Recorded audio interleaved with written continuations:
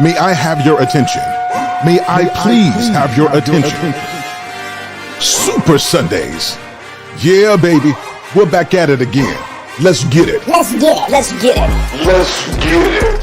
What's up, everybody, and welcome to another edition of Sir Hill Speaks Super Sundays. I'm glad that you're here. I wanted to take a moment to tell you guys how much I appreciate you. We've been doing these shows for months now, and you guys have been showing up consistently as we take on and we tackle different challenges and different topics. So I appreciate you. But here's what we're trying to do going forward. We want to grow this audience to people who need to hear content like this. And so we need your help. How can you help us? That's a fantastic question. Be sure to make sure you hit that like button. Be sure to subscribe and make sure you hit that notification bell for all of the content that we have, particularly Super Sundays. All right, guys, sit back, relax, enjoy. Make sure you invite somebody to Sir Hill Speaks Super Sundays. We're getting ready to go in. We're going to have a good time. Happy Sunday, everybody. Let's get to the show.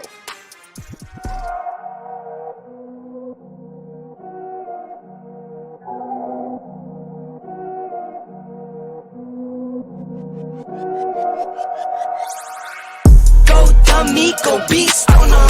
I go beast. Go deep, I OD on them. Apply pressure, put heat on them.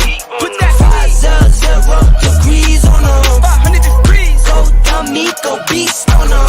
I go beast. Go deep, I OD on them. Apply pressure, put heat on them. Put that 500 degrees on them. Down, levitate, going up, elevate. Watch me demonstrate.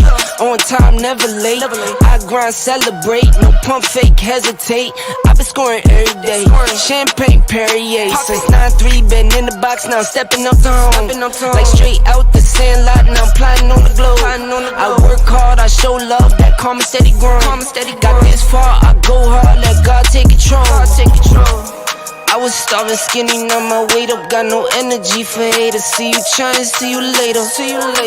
I'm shooting for the stars, need no laser beam. Blowing like the greatest, but it's one who's always greater. Go dummy, go beast on them. I go beast. Go deep, I OD on them. Apply pressure, put heat on them. Put that 500 degrees on them. 500 degrees. Go dummy, go beast on them. I go beast. Go deep, I OD on them. Apply pressure, put heat on them. Put that 500 degrees on them. Smell good, skin clear. This here my year. Hey, look up here. This here my tier. Same fit 4 days. I grind 4 ways. I play no games. All me, no blame. On the wave, my own wave. Can't stop my shine. In the lane, my own lane. Can't stop my grind. 40 yard in the V12 and like 1.5. At 19, I cleared 19 in a month, no lie. Oh God. I was starving, skinny, now my weight up. Got no energy for haters. See you trying, see you later. I'm shooting for the stars, need no laser beam. Blowing like the greatest, but it's one who's always greater. Go dummy, go beast on them. I go beast. Go deep, I OD on them. Apply pressure, put heat on them. Put that 500 degrees on them. 500 degrees. Go dummy, go beast on them. I go beast. Go deep, I OD on them. Apply pressure, put heat on them. Put that 500 degrees on them. 500 degrees. Young niggas coming to you live from a place where nobody else know to take it. They hand out, they want us to split the pie, right? Cause they realize that we gone crazy. Yeah, I flipped my pie, really did that 180. Yeah. I flipped my pie, really did that 180. Young niggas coming to you live from a place where nobody else know to take it. They hand out, they want us to split the pie, right? Cause they realize that we gone crazy. Yeah, I flipped my pie, really did that 180. Yeah. I flipped my pie, really did that 180. Who's that gon' tell me I can't do it? Better be on time with my bankroll. Talk fat, no ball cat, no lit word.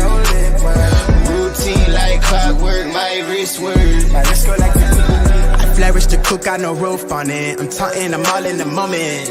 Everything lit, I don't miss. Till someone get John on the line, say the invoice is coming. I'm thumbing through stacks of that cold ball. They egging me on, so I'm going off.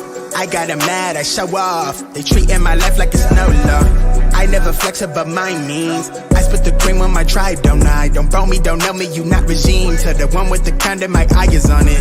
Yeah. I see you move through the place, take precaution, they snaking, they seeing me. Money tree, wake up the royalties. I got a queen, yeah, she go with me. She making me feel like I'm royalty. It's probably cause we royalty. I just got fresh with the golden piece. Shrug, show the emoji, okay. You know it's me, diamond soul, dancing, singing like Jodeci. 10 out of 10 every time till they notice me. What you thought I was supposed to be. Ain't nobody close to me. Granted, my hits touch the billboards, and they printing my face on the billboard. They envy my drip, I'm enlightened. You should let go of that hate, but you feel more. I make them rage every time they get flame when they hear what I say, coming straight from the source, yeah. I come a long way from the coast by the shore. My boy, I'm enjoying this. Young kids coming to you live from a place where nobody else know to take it. They hand up, they want us to spit the pie, right? Cause they realize that we gone crazy. Yeah, I flip my pie, really did that 180. Yeah. I flip my pie, really did that 180. Who's that gon' tell me I can't do? I can't do. Better be on time with my bankroll. Talk fat, no ball, can't And now, your host, Sir Hill Speaks. What's going on, everybody? Hold on, let me make sure I'm good. I always have a long day and that I got to make sure I'm not muted, so I think I'm good. Chat fam, can you guys hear me pretty well tonight? If you guys can hear Sir Hill Speaks very clearly, very crisply, it's not a word, but I make it sound good. If you guys can hear me crisply, put a 1 in the chat. Let me make sure that you guys can hear pretty good. Good. So guys, do me a favor, as you're on your way in, hit that like button for me, share this stream out. Let's build this audience. We got a good show tonight. I want to kind of set some parameters though. So tonight, we will get into some foolery. You guys know that we're going to get into some foolery tonight. It's going to happen. But the purpose of this show tonight is I want to see if men and women can come to a consensus. Especially as it relates to relationships. We've got a lot of back and forth. We've got a lot of things that are happening in this space. And I think it's a good opportunity for us to have a dialogue where we can talk about some of the important things that really affect our relationships, not from the aspect from simply having a good show. But I really want you guys to think about this. We're going to have some fun, but think about this, your life and your communities, that these conversations have to translate into something meaningful. So tonight, again, we're going to have a good time. We're going to laugh, but I want you guys, when we have questions, I want you guys to be objective and critical when we talk about some of these subjects, because what we're talking about today is really going to impact and shape our future over these next 5 to 10 years. So let's have a good show, but I want us all to be active participants. Let's really get into the meat of the show tonight. All right, y'all, good to see you all tonight. Listen, so you guys have seen that my monetization is gone, and it's because I've got to work on some stuff on the back end for my channel. But guys, if you want to support my #1 moderator, Lady Navoy, is in the chat. You know, she'll have all the information if you guys want to support the platform. So if you guys want to support, I appreciate all the love. You know, your support and contribution goes to my tie collection, and I really much appreciate all of you guys. All right, without further ado, let's get into the show tonight. Are you guys ready to get into it tonight? Sir Hill Speaks. All right, bringing to the stage the one of the only.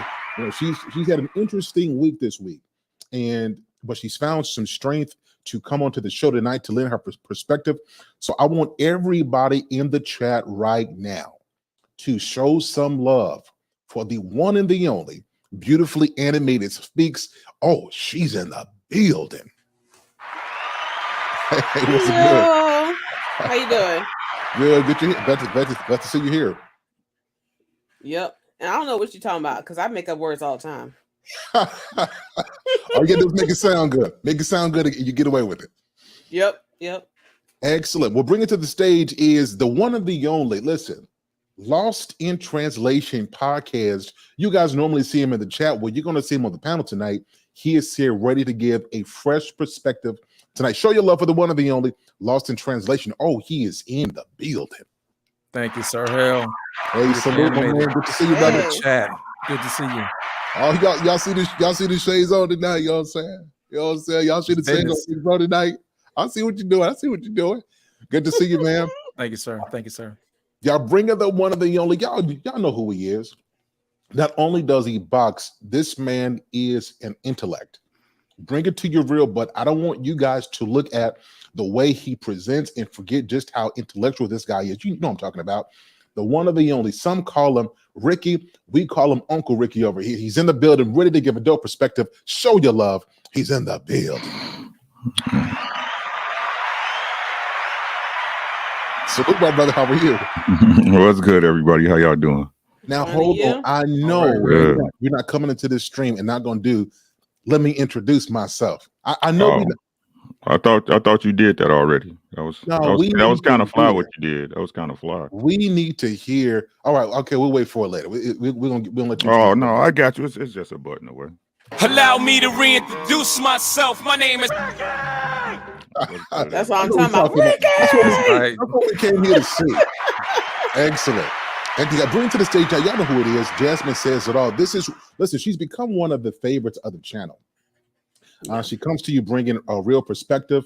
She's going to tell you what she thinks. She opens her mind and her heart up to hear different stuff. She just adds to the conversation. Y'all show your love for the one of the only. Jasmine Says It All. Oh, she's in the building. What's going on with you? Hey, happy Sunday, y'all. Happy Sunday. What up, Jazz? Hey. All right, you guys know who it is. Last week, listen, this wasn't even Sir Hell Speaks Super Sunday. This was Sir Charles. A lot of people, I think, when you don't know a person, you don't know who a person really is, you hear their words and you create a picture of what you think. This brother really is cerebral. So tonight we're going to bring up some of the stuff we laugh and joke about, but I want you guys to see it from a different perspective. See this as a guy who really loves people, loves relationships, somebody who pours into people, somebody who offers advice. And whether you agree or disagree with his perspective, he is at least industrious enough, studious enough to research so that if he's providing information, it's well researched. I think we can respect a person like that. So bringing my guy who started Super Sundays with me, bringing him to the stage, the one and the only, Sir Charles is in the building. Yes. Good evening, family. What's good, brethren? I felt like that was a warning, No. That was a warning. No. I appreciate that, man. I love my people, man. I love my people. Thanks for having me again this evening. Absolutely. Well, listen, I'm glad everybody's here tonight. We're gonna have a really good conversation. But tonight we've got to start with some I want to start off with some deeper questions today.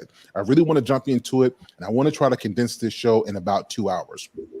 Now, so we've heard it said that there are a lot of good women. And most of you have heard that every woman you talk to is a good woman. As Uncle Ricky always says, the issues are never the people on the panel. They're never the people in the chat. It's always somebody else, right? So the question that's on the table for everybody is, or the statement is, most men don't usually leave a good woman. That's a statement. Is this true or false? I'm going to play a clip, and I want us to respond, and then we'll answer that question. The question is, most men don't leave a good woman. Is that true or is it false? Let's take a look at what she says. You do realize that a man is not just going to up and leave a good woman. Do you know how much men treasure women that are actually good to them, that make sure they're emotionally taken care of, that make sure that they're taking his feelings and what's important to him into consideration? No man is just up and leaving a good woman. So if you find yourself in this predicament, learn how to look within yourself. Because if you're a good woman and you're really taking care of his needs, especially his emotional needs, he's not going nowhere. He's not going nowhere. You bring another layer of peace into his life, and you support him, and you uplift him, and you encourage him, that man ain't leaving, honey. He's not leaving. So the question on the table is, do men leave good women? Let's start with Brother Ricky. What's your perspective on that? Good woman, no, they don't. No man ain't gonna leave no good woman. She gotta leave him. she has to leave him because a good woman is there even through your bullshit. Right? We always looking on the other side. We're going to be fair tonight. Right? So no good no. He gonna be there as long as she willing to bend, as long as she willing to come to bend the block. He gonna be there. Facts. That's a fact. She gotta leave. She gotta leave. She got to. She got to disassociate with you 100%. Those the ones we be talking about, man. Hey, I'll let her get away. There go y'all definition, ladies. That's all I got on it. Excellent. Sir Charles, what about you? Men don't usually leave a good woman. Is that true or is that false? I think it's absolutely true. When men leave, that woman was toxic. That woman was more liability than asset. That woman was more bad than good. She was more demon than angel. Men don't leave. Even if something is even halfway decent, we won't leave. It has to be absolutely terrible for the most part that we feel like we can't fix it. It's beyond repair. That's when we start making our exit. But unfortunately, when these relationships meet their demise, it is because of women's insatiable appetites and they're constantly thinking that they could do better. And I've seen it where women have gotten, and I'm not trying to flip it, but I've seen it where women have gotten the man of their dreams. And then suddenly she feels like she can do better. And so now suddenly that man is beneath her. So no, men do not leave good women. But then what is a good woman though?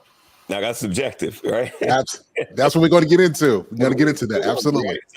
But yeah, we can get into that later. But no, absolutely true. Men do not leave good women at all. No. And that's that piece.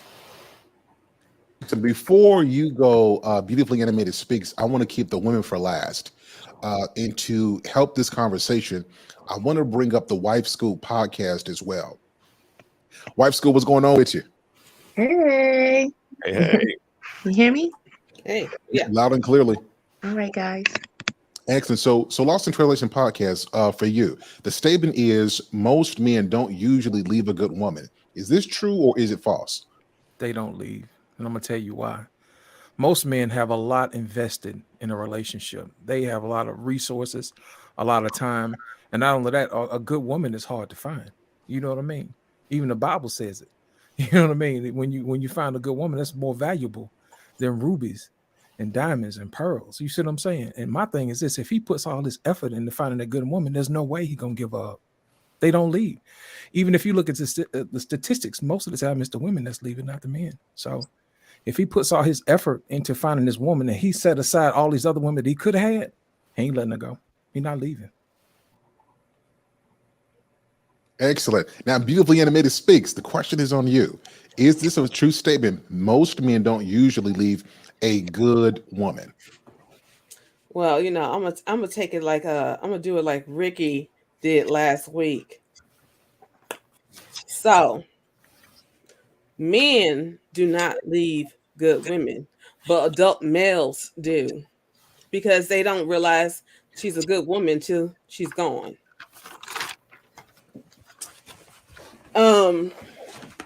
And then it's true also that the good woman, the adult male is not going to leave a good woman, but a good woman will leave you if you're not treating her right. So that's my take.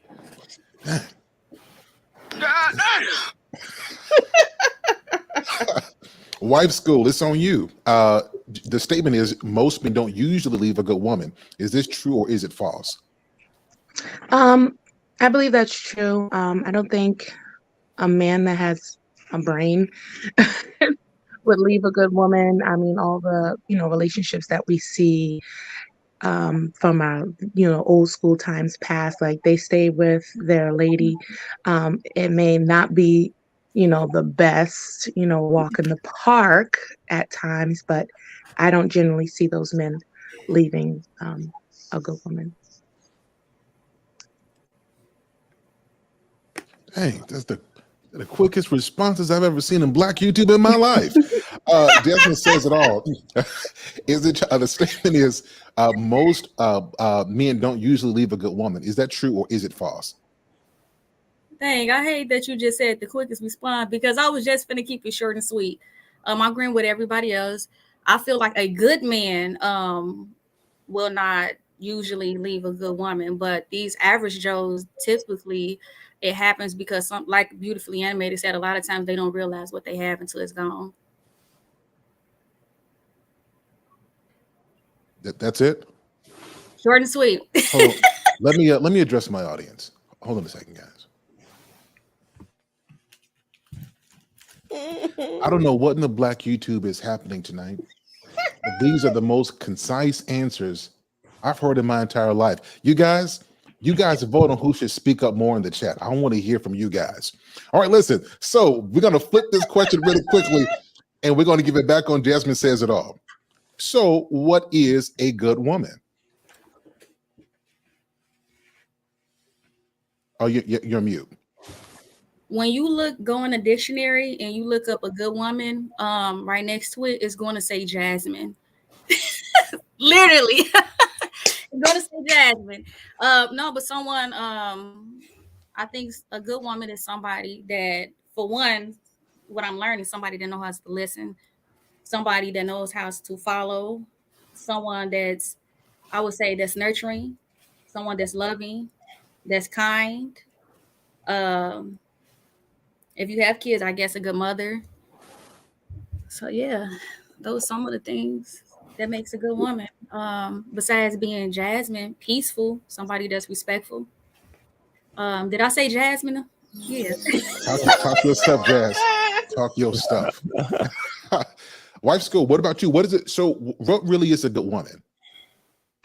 A good woman is a lady that knows how to be timbered. She can adjust in bad situations, good situations, and she keeps a certain level head about the whole situation.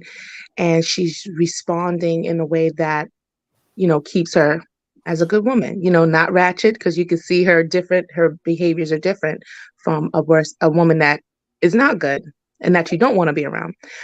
She's definitely nurturing and caring. She's inspirational. She knows how to speak life when there's none. She knows how to inspire her husband first. She knows how to inspire her children and to keep a family, to keep a home, and to keep things progressive and basically like a homeostasis around her. I find that a good woman is magnetic. Like you're drawn to her, like, well, that lady, there's something about her. And she's definitely elevates herself above other women. And she's definitely part of like a community. She's surrounded by other women that are doing good things. She's not about being lazy, unproductive. She's actually, being about her business, but not in that boss chick way. You know what I'm saying? She's just a all around good person and somebody that, that you want to bring her home to see your mom. That's what I think a good woman is. I like what you said about the Reckless Ray, check IG. I like what you said about the magnetizing part.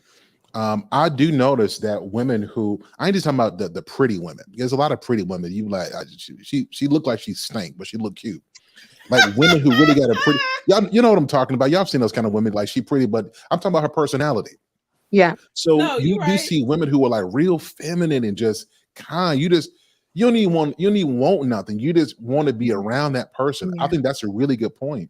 Yeah. And ladies in the chat, that's a good question for you guys. Do other women want to be around you? Yeah. That says a whole lot about what you give off. Beautifully Animated speaks. What's your perspective?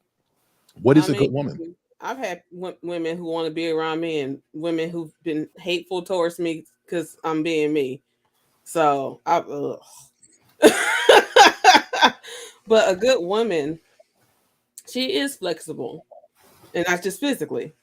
I'm getting ready to say, I guess that can go into that criteria. Yeah. Flexibility. Right. She's adaptable. You know what I'm saying? So she can be cool and classy when she needs to be. And if the environment turns and stuff like that, and she gotta go ratchet to back up her man, she goes ratchet. You know what I'm saying? But she's also nurturing, kind, and like the lady said before me, because I can't say your name right now. But as you said before me, basically you're describing a muse. That's what a muse does, is inspire people. Thank you, the wife school podcast. But yeah, she's a muse for her family.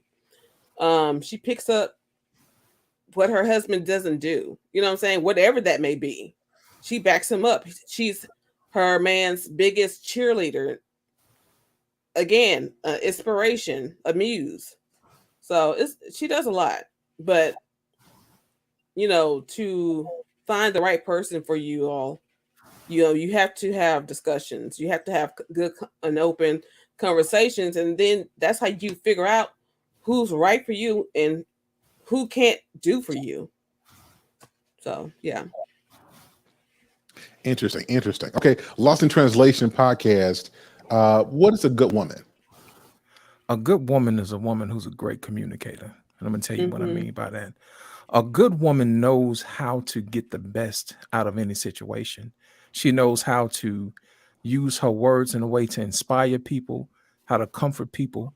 I'll give you an example. You ever been into a room with a beautiful woman and she talks to you as if you're the only person in the room? But yeah, she still does everybody out like that. And you talk to everybody else like, man, she talked to me like I was the only person in the room. Yeah. That's a good woman. She's attentive. She knows how to listen. You know what I mean? She makes sure that you get out what you need to get out and listen to what you have to do. Anytime you find a woman who listens more than she talks, that's a good woman. That is a good woman, because they're trying to pay attention to what you're saying. And 9 times out of 10, they're looking for a way to make sure that you get what you need without even asking. If you've ever been to somebody's grandmother's house, the first thing is, baby, you ate yet? That'd be the first thing they say. They want to feed you. They want to nourish you. You know what I'm saying? They want to make sure you're okay. You all right? The first thing they ask you is, are you all right? Are you okay? And 9 times out of 10, when you talk to your grandma, even if you say you're okay, she already knows something ain't right. Well, baby, come on in here, sit down, let me talk to you. And she'll allow you to open up. That's what a good woman does. A good woman allows you to open up and to be yourself and to have and to inspire an environment of communication. That's a good woman. Mm-hmm. That was good, bro. That was dope. Sir Charles, what's a good woman? Well, generally speaking, a good woman is any woman that fits into your program. If I am a crackhead, I want a woman who can get an 8-ball for $50. All right. I want a woman who can, if I'm homeless, I want a woman who can scrounge up some food and I don't have to tell her to do it. The thing about it is a good woman is subjective for everybody. It's kind of like art, right? However, because everybody has a different program. I look at some of these guys, women, and they end straight up in love with it. And I'm like, yo, she's a harlot. But hey, if you like it, I love it. The thing about it for me, though, a good woman is supportive, compassionate, humble, encouraging, loving, family-oriented, wise, and intellectually astute, if you will. For me, a woman that is very clean. That's you can't leave out the personal hygiene. And so I think a good woman is a self-aware, if you will, and understands that no matter how good she is, you still need to humble yourself to the sense that everything doesn't revolve around you. And so I mean that's just my take. Like I say, though, from the beginning, a good woman is subjective for every man, because what I'm looking for, the other brothers on the panel might not be looking for. You know what I'm saying? So I just want to I just want to highlight the fact Sir Charles said, if you're not a clean woman, you're not a good woman. Hell I no. want to highlight that part. No, I was think about that's a to good say. point. I was about to say. I agree with Sir Charles on that one because like women keep that cootie cat working, okay? Because you're not supposed to be douching. So if your cootie cat stinking, it's all itchy and all burning and stuff like that, you need to take your ass to the doctor. If a woman doesn't have OCD about her personal hygiene, I would dare to say she's not a good woman and she should be banished to Hades. I used to work in a jail, and man, it's the women who stink the most. The women, they will kill you. That odor will kill. I can't breathe. Hey, you know what? Hold on, real quick. When B Simone came out with that crap talking about she only showered once every 4 days or something like that, that gave me trust issues. I just want to throw that out there because now I'm looking at everybody like, wait a minute, did anyhow? Go ahead, Ricky. My bad. Yeah, Ricky's on you, bro. What's a good woman? Because I mean, to me, it's different to what Sir Hale see of Sir Charles the God, right? Right, because good is subjective. It's like everybody's saying, "What's good to me?" Y'all, we all on this planet. Yeah, you know what I'm saying. So a good woman is a woman who understands the needs of the man that she wants. Plain and simple. Understanding the man that she wants, the one she wants to have in front of her. That's it. Because really, at the end of the day, that's the only man you need to matter to. Yeah. Facts. Right? So if you had understanding, you there. And then it's not understanding of me or the next man, the one who's there with you.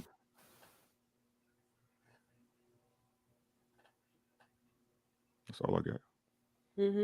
Before we move on to that, Ricky, what's your perspective? Why does it seem like so many women, once they kind of lock a man down, he's not really the priority? Like she cares about what everybody else thinks about her and not so much what he thinks. Why does that happen? It's the nature of things. It's the nature of things, right? Like the nature we fight not to see other chicks and take care of y'all. Right? But we judged by it, graded by it, by every single woman we know that we was with and the ones in front of her. It's a dirty game. What up, Ray? What up, Ray? What's going on, brothers? Everybody, you guys heard what Ricky just said. Did anybody else want to chime onto that? Why do women at first they all about the attention of their man? Over time, once she locks him down, she cares about what everybody else thinks, and he is maybe a little bit. Why does that change? She was a weak woman in the first place. That's weakness. Because the thing is, in our relationship and stuff like that, only what I say matters to him, and only what he says matters to me. No outsiders. No. I'm watching. Over there looking at me like that. I'm watching this play out in real time. I think because once a woman gets a man, typically that task is done. Like she conquered that, and that's over with, right? But the effort to garner attention, that's an ongoing thing for a woman who seeks attention. It's an ongoing thing. So like I don't have to pay attention to the man, but this attention thing, I need to keep that coming. And so that again, the insatiable appetite for attention, and that I see it playing out in real time right now. Anytime. Well, I learned something new because I don't. Tell me something new, goddamn. Well, maybe you know how I've seen lots of people talk about that a man constantly has to be on his purpose within a relationship. A lady has to be on her purpose. So whether it's that your home, your children, or if you have your business, your man, a good man is not going to hold his lady back. He honestly, Right. I don't think I see men holding women back or holding them oppressive in this chokehold like they say. You know what I'm saying? So if she doesn't have or establish something on her own, she's just going to be bored. She's going to be unhappy. She's going to want that validation from somewhere, because usually the man has to continue to work to provide. The guy that we're trying to work to pursue and everything, you still have to be about something. It's just not him. You have to, as a woman yourself, have something going on with yourself. But you know, obviously he picked you because you had, you know, these qualities of nurturing a good woman, that you're intelligent. Okay, be intelligent and go get yourself a hobby or something. You know what I'm saying? Or but it all is stemming from the nature of y'all. That y'all gotta That have part. that attention. This is facts. I'm just being honest with y'all, right? Like I said, the game ain't fair. You're like, the game not fair. Everybody know it. Y'all just don't want to play by the rules. Mm-hmm. For real. And this not me knocking nobody in here. I'm saying just in general what I see, right? And the pedestals that women want to stand on. Y'all don't want to play by the rules. Okay. Have you seen that personally in your relationships, like the women that you have dated? It's all relationships. That's the thing. That's what y'all keep lying about. Facts. What?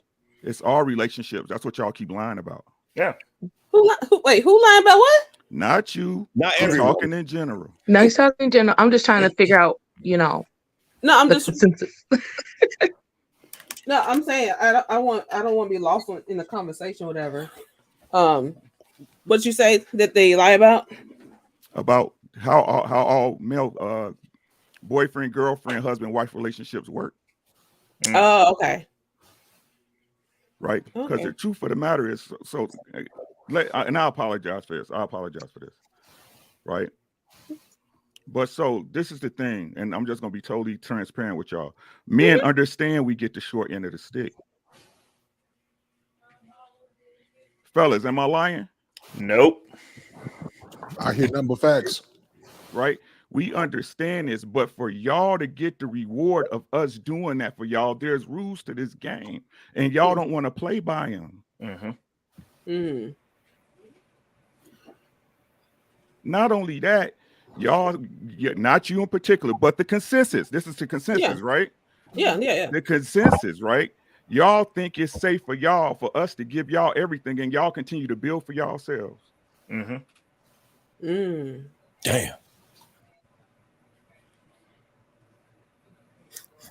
We know the game is fucked up, but we still out here with y'all. Y'all say y'all sacrifice so much for us. No, we sacrifice a lot for y'all too. Yeah. Every day. Every day. And this ain't no disrespect to nobody, but the game got rules, y'all. And until y'all get back on the rules, it's gonna keep getting worse, for real, for real. Because they training them like boys, girls, cats, trees. For real, for real. I feel sorry for y'all. I feel sorry for y'all. All because one side don't want to. We for real. These fellas on point. I'm gonna be honest with y'all. I got sons. These fellas on point. They ain't all rich and ruly, nah, but they on point. And y'all saying, nah, this ain't good enough. This is what's happening in real time. Dudes is out here saying, nah, bruh. Nope. Yeah. Nope. They out here saying no. No, they have the right to. Well, y'all don't see it today. I'm telling y'all don't see it because you're in it. But wait. Well, I appreciate you explaining it when I asked. There's some sad shit. Yeah. Ray, did you have something you wanted to add to this as well? Well, no, what I was going to say was when it comes to the drop off and interest or the wanting from outside attention, that's what happens anytime a man enters into a relationship where he's in love with her more than she's in love with him. So there has to be an imbalance there. If y'all are equal on the attention level, then as a woman, you're going to be sick of it. There has to be a certain level of, oh, I'm replaceable, or oh, this dude has options. You lose interest once you realize that you're the best this person can do. Damn. If it's a man, that's not the one that anybody wants. Nobody's signing up for that guy. The one that they're signing up for is a woman. I mean, my chick left me a note on my computer today before she left after she cleaned the house and made the bed. To tell me how great and appreciative she is of me. Like, I got the note sitting right here, left it on a receipt. Like, I'm not making that in the shot, but like, build a life on that's you. cool. Build a life on you. Build a You know life what- on you you. know- This ain't no disrespect. They'll build a life on you. yeah. And so, but the reality of it is, our dynamic is she knows what she has. Yeah. Mm-hmm. And you know, it is what it is. It's not, and you're right, it's not fair. And I will tell you from experience, all the relationships that did not have this balance did not work out for me. Like, it's just what it is. And until I learned exactly what the nature of women was, because like I came from a single mother household. I'm the only boy in my family. So I grew up, I knew a bunch of stuff not to do because like I heard the complaints. The issue is the complaints will not tell you what you need to do, because the reality of what you guys want doesn't sound pretty, and it's not going to make you look good to say what you actually want. But I think it's fair. Everybody wants the best deal they can get. Oh, for sure. And that's the nature of the game. But like, women want to phrase it nicely. They want to tell you to just be yourself. Well, some of y'all suck. Yourself isn't good enough. You're not on any square. You have no plan. You're in your mom's basement. You're not set up to protect or provide. Can't do either one. But you want submission. Like, no, you are going to get someone that's going to negotiate with you. You will be negotiating for everything, and then it won't be genuine. Ain't no love in the game. Facts. It's just what it is. And Ricky's 100% right. Like, and you know, the Wife School podcast, you said, and they're entitled to do that. You're right. They're 100% entitled to do that. But the issue is, now that we've injected social media, y'all are doing it to the point of your own detriment. No, that's the reality of game. what's happening, is because by the time you get to where you're at my state, where I'm on a trajectory and somebody can see what's going on, another woman has come in and gone, I can build with this guy. I can see where he's going because I can assess value appropriately. And in our community, there is not a lot of that, which means that the men who are productive, solid men, the ones that you would want, that are going to grow into the ones that you will want, y'all don't want to deal with them until at the finish line. And I'll tell you, the options you have dealing with a dude that's already established every single thing he's done for himself at the finish line is not the same deal that the chick that came in and was like, yeah, I'll make the bed. Yeah, I got you. Like, I'm going to come in here and clean this up. Like, fine, I'll build with you. I see where you're trying to go. I'm going to help you get there. Not the same deal. The other thing is that you guys have to consider, and this is where women have to give some grace because of the imbalance, is everything about me that would make any of you women on this panel want to speak to me. And I'm not, you know, the only thing I'm leaving y'all is to say that I'm not attractive, which is fine. I can rock with that. But that said, every other feature about me that makes any other woman want to talk to me, I had to make that. Everyone on this panel that is a female, you just had to turn of legal age. Period. Every single thing that I do to make a woman want to talk to me, I had to build from nothing. I had no worth at 18. When I became dateable, I was worthless. I had to build everything that makes it so that someone will go, hey, you're a catch. Hey, let me go make your bed and leave you a note that lets you know how much I appreciate you, so that you're thinking about me, because I know the value that you have. And, you know, I know other women are going to see this value also and pursue you as well. But I had to make that attraction. I wasn't just gifted it. It didn't just fall in my lap. I didn't wake up and go, oops, attracted to women now. Guess I did everything they wanted. Like, that never happens for men. And so when you have somebody like Ricky that goes in the way that he does, man, you got to understand that, like, this is because, men aren't really even worth dating until they're about in their 30s, because you don't know what you're getting. Mm-hmm. And everything that we do takes discipline. Everything that we do takes a concerted effort. And there are so many pitfalls and so many dangers along the way, especially in the current dating climate that we live in now, where anyone can say anything and you up out of here because stuff didn't go their way. It's just something that people need to understand. And it's a double standard, but we're not the same. But where men are coming from when we're having these conversations, you got to understand that that's at the back for all of us, because like everything that we have to do is becoming to be able to choose a wife.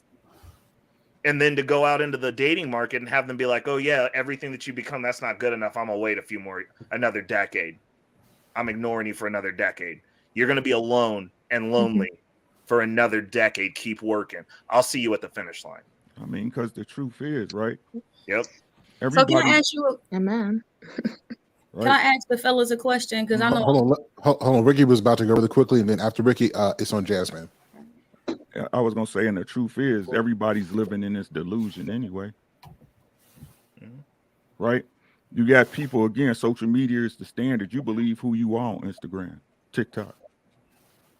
Right? But I was thinking about this today, right? If you on social media and you pumping out so much content, how's you out in the world? Facts. Right? Yeah. How you out in the world? Right? I go to work and come home. I'm talking 10, 12, 18 hours. Right? So, and this ain't no I'm just analyzing. I'm just analyzing. Right? This ain't no disrespect. Hey, get your hustle on, dog. It's cool. Right? So somebody lying. Somebody lying. Right? Adjustments got to be made on both sides, for real, for real.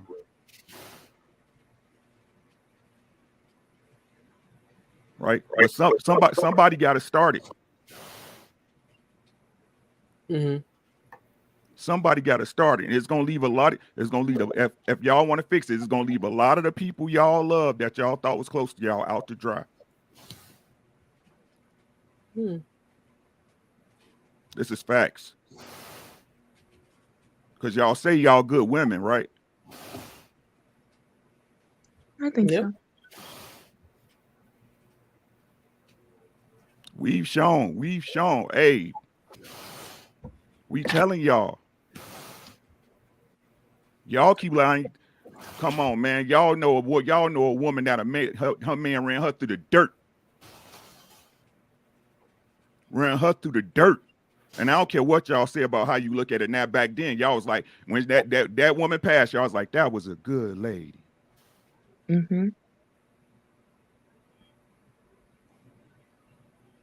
Y'all not playing by the rules.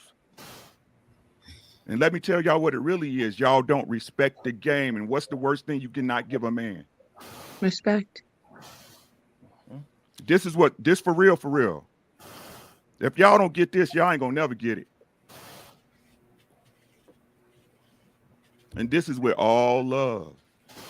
This is with all the love that y'all say, our mamas, our grandmamas, our daughters, our aunties. The girl we didn't know that we protected in 4th grade, for real. Y'all don't see it though, because y'all in it.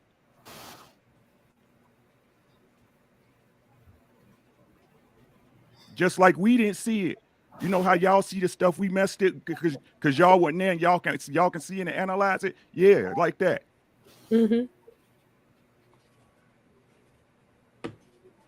don't know what else to tell you. Fellas got to make adjustments too. Yeah, for real. Right? We do. But we've been making the moves. And while we've been making the moves, while they've been making the moves, y'all y'all asked from us. Now we get here, y'all like, nah, that ain't enough. For real, for real. If you want to be honest about if the person that says you're not enough, they don't deserve you at that point. Anybody, it don't matter. Listen to what family, girlfriend, relationship, they don't deserve that part of you because you put in that time and that effort to get to where you are. And if they can't see it, then oh well, like you said, you gotta leave them out to dry. And there's nothing wrong with that because you did your work. That's what you wanted to do. You have accomplishments. Yeah.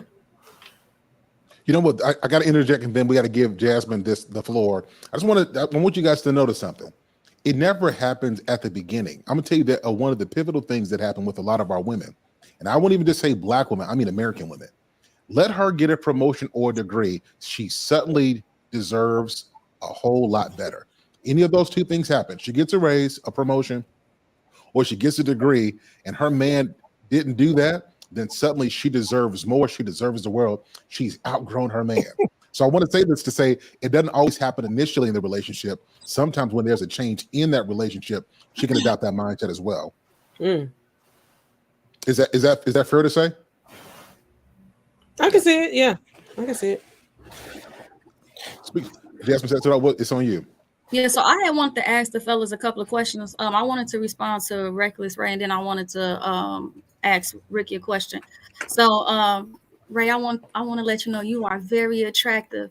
Don't you ever let a woman tell you that you ain't, okay? Look in the mirror and say, thank you, Jasmine. Keep lying to him. Go ahead, keep lying to him. You want to see a light skin blush? Here it comes. Don't do this. But you was speaking and I was listening to you, and you was saying like you put in like all of this work to kind of like build yourself, right? In the midst of you building yourself, and I guess that's my perspective. I feel like when you're in a relationship, when you dating and you in a marriage or whatever the case may be, that you and that person supposed to, my ideal of it is that y'all build together. But now you got this time, we living in a time where, especially when you on social media, and that's why like I agree with what Ricky was saying, because now we living in a time where everybody is so delusional. We get on social media, everybody want everybody to be perfect. Ain't nobody went through nothing. If y'all just went on social media, especially on Instagram, that's how the algorithm works. You got to put up for perfection. You can't put nothing on there like I've been through nothing or I'm just hurt. Not on Instagram. They want you to be perfect. So a lot of times when you see social media portraying this image, most women, they looked at that and say like, okay, well, I guess as a woman, it's my I'm supposed to look for somebody that's already complete. And you got a lot of men that's always say, well, if I'm on a mission or if I'm doing X, Y, and Z, this is my purpose. I feel like I need to build prior to me getting in this relationship with this woman. So what that woman does that's actually interested in you, make her feel like she's not, I don't want to say like worthy, but it makes her want to fall back and take that step back, because when she's trying to insert her way in the step of you building yourself, you pushing her back and saying like, you know what, like, nah, I'm trying to build. You get what I'm saying? So why y'all be doing that, man? I just wanted to impart a little bit of knowledge on people, and this is both for the men and the women. My business, I deal with people that are extremely wealthy. My wealthiest client is a billionaire. And he was a client when he transitioned into the Billionaire Boys Club. His wife is the least attractive woman out of any of our clients. No, so this whole it's delusion. And he's a billionaire. Man, y'all lying, bro. Tell him, bro. Okay. Now, the thing that I've seen, and this is pure anecdotal for the wealthy people that are in the circles that I run in, is your marriageable range for a woman is a 4.5 to 8. It's fat girls out here getting married. Come on, man. 8. Y'all lying. Lying. I mean, come on, man. Y'all lying. 100%. You listen to y'all lying. So because Ricky, the most important thing to a man when he's in that mode of legacy, now there's a difference between what we want to play with and what we want in our home. Those are two different things. But when it comes time to decide who you are going to marry, if when you admit it, you will be a much better woman for real. Facts. For real. If you go find that 9 Y'all or can't 10 from the stand club, it. bro, you're Y'all gonna have can't 9, stand 10 it. club problems. But bro. when you willing to admit it and then start fixing it, you will be a much better woman. For real. Yeah. For real. And Y'all just don't it's just what it is. understand. Like they're not Y'all out just don't here- understand. Y'all don't want to understand. I'm being honest. I'm being honest in the fuck today. Right. You keep on saying that we ain't playing by the rules, we ain't playing by the game. What's the rules in the game? Like, I'm listening. I'm all ears. You want me to explain it to you for real? Yeah, I'm listening. Ask Sir Hill. Ask Sir Hill. This is his show. Yeah, so we're gonna wrap this up in 60 seconds. But Sir Ricky, yeah, let's give it to the game because it's gonna take another dive. This next question, and then lost in translation. Everybody, jump in if you guys have something as well. Come on, Ricky. Oh. I thought he was about to play a video or something. Okay, here we go. Here we go. Listen up. Okay, y'all think y'all the prize. Y'all really not. Let's be honest and fair tonight. Y'all not. The man is your prize. Let me explain. Right? We said it at the beginning. The fellas don't lie. We said it earlier, right? We know we getting a short end of the stick. Facts, guys. Facts. Yes or no? Yeah. Yeah. 100%. 100%. Right? We know we getting a short end of the stick. So let me explain what that means. Throughout a relationship, a romantic relationship, I have to prove something to you. I have to prove that I'm this. I gotta prove that I'm that. I gotta take my life force. Listen, my life force, right? To make your life better. Who's judged in a relationship? We tell y'all all the times if the relationship failed, it's my fault. You know why? Because we asked you to be our girl. We could have chose another one. Facts. That's why women don't like women. Because real down low, y'all know it's a comp. Y'all know it is. That's y'all nature, y'all. That's y'all nature. Y'all got to fight y'all nature. We do too. It's not about what you believe or everybody else believe, which is what y'all go by now, the consensus, right? It's about that man in front of you. Do you understand what he needs? That's why your relationships didn't work, no matter what y'all say. You got with a man that beat you, you didn't understand the man. You was with a man that don't take care of his children. You didn't understand the man you had in front of you. You didn't. But who take the flack for that though?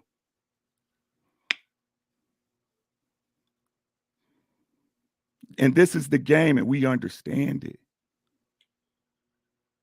So if we got to fight our nature,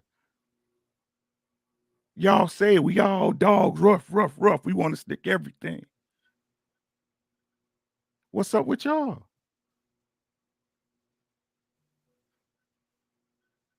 What's happening? Because y'all telling us no matter what, even though we're settling, that y'all never have to settle for us. Y'all tell me when I'm lying. Don't settle 2023.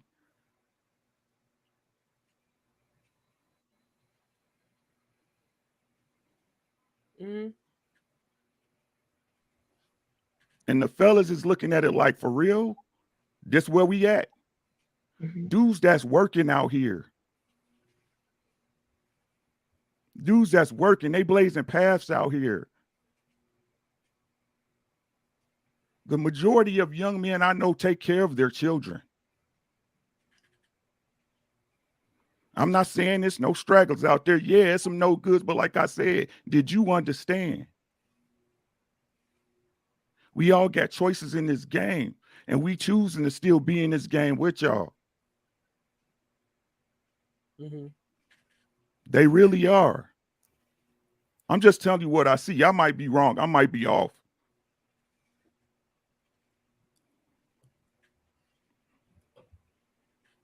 Anybody else have a comment on what Vicky just said? And then we're going to move into to our next topic. I am the single one asks a good question though. She says, wait, a good woman is not the prize? Fellas, just real quickly, is a good woman a prize? No, there's no such thing as good women. There's just women. I agree with the men. Okay, excellent. Well, to this point, I'm about to ask a very tough question. Now, this is one I'm asking this, and I'm asking it because we have talked about this for decades, and I really want to dig into it. So, here's a question for everybody. Listen carefully. Is there ever a satisfactory reason or answer for a man leaving his wife and home when children are involved? Is there ever a satisfactory answer or reason as to why a man will leave his wife and home when children are involved? So take a listen. We're going to listen to this, and then we're going to respond.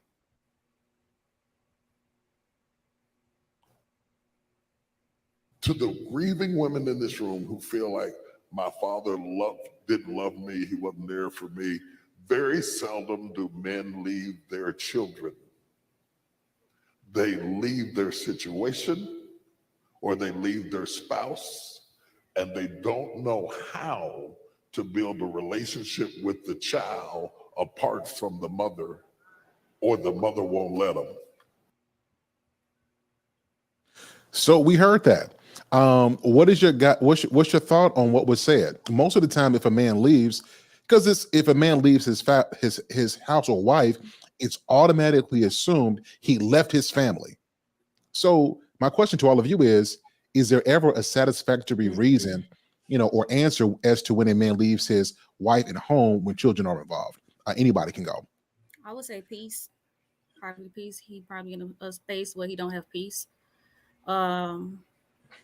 But I mean, like when I think about the way I was brought up and my dad had to leave the situation, it was because he had some personal stuff going on. Like he was on drugs. He turned to drugs. He turned to alcohol. So you got like other outside factors that played a part. Because he was dealing with those things, he couldn't be there for himself. So he couldn't be there for his kids, or he couldn't be there for nobody else. So he was really battling himself. But to really answer that question, when I think about it, I would just say peace. So hell, I have to say his safety, because a lot of times we like to talk about domestic violence, but against men against women, but we don't hardly ever talk about domestic violence, women against men, because we rarely talk about it. It's not sensationalized. Men don't use it as an excuse, but I assure you that man is probably getting abused in that situation, and for his safety, that's a good reason to leave that situation. I would say any answer all comes down to peace, whether it's abuse or she's passing the putty out like PPP loans or whatever it is. When a man's peace is disturbed, that takes him off of his mission. And when a man is off of his mission, I mean, we lose. When we're off of our mission, we lose a sense of ourselves. We're not ourselves. And so we need to get away from that situation. But unfortunately, that is correct that every time we leave our wives or what have you, people look at it as we're leaving the children. You can be an effective father from another address as long as that woman doesn't give you offer too much resistance. Now, I'm not the type of guy that I'm not going to court every other month. I made that very clear. That if you want to make my child raising experience hell, then I'll just be a check. I'm not gonna play that game. I've seen guys go to court every other month for 18 years trying to be their father, be in their children's lives. I'm not doing that, and so unfortunately, I didn't have to do it. But hey man, when a man's peace is disturbed, he has to go. I would say he has to go. Never let a woman have that much control over you to where she takes you off your purpose. I agree. I was in that situation. As I said it so many times that I'm divorced. My husband stepped out. I was like, I just couldn't see it. You know what I'm saying? Like some women, we can't see how we can be overbearing and annoying you know? And so when, you know, that situation happened, you know, we talked about it, and I was like, so why did you go out there? You know, why would you with that lady? He's like, because you were mean. So I'm like, well, daggone it. I was like, well, I've been mean before, so why'd you leave this time? So it was like, okay, cool. You know what I'm saying? Everybody deserves a second chance. I don't know how everybody else is made like that, but I told my husband, everybody deserves a second chance. And I gave him, you know, a second chance in that nature concerning my situation, because I think I'm a reasonable person. I try to be, right? To fix it. And even though he had left, I still wanted him there. I still wanted my children there with him, because I realized the importance of the father. You know what I'm saying? So that squabble was between me and him. It wasn't between him and his children. It usually so, never and I is. still push that till this day. It's some out there, but it usually never is, to be real with you. Right? You broke him. That's what happened. Or he found out something that it just came out of nowhere. You was doing something. I'm talking about real stuff. Right? You was doing something that he found out about, you know about. You know what I'm saying? Like, it's okay for him to leave when it's for y'all safety too. If y'all want to talk for real, right? If y'all want to talk for real, right? It's good for me to leave for y'all safety too. Mm-hmm. Facts. Right? This game is old, ladies. That's what I'm telling y'all. It's old. It was fun. And I'll take full accord. Whatever y'all got to say, what the man was. Facts. Okay, yep. Yep. But we got eyes.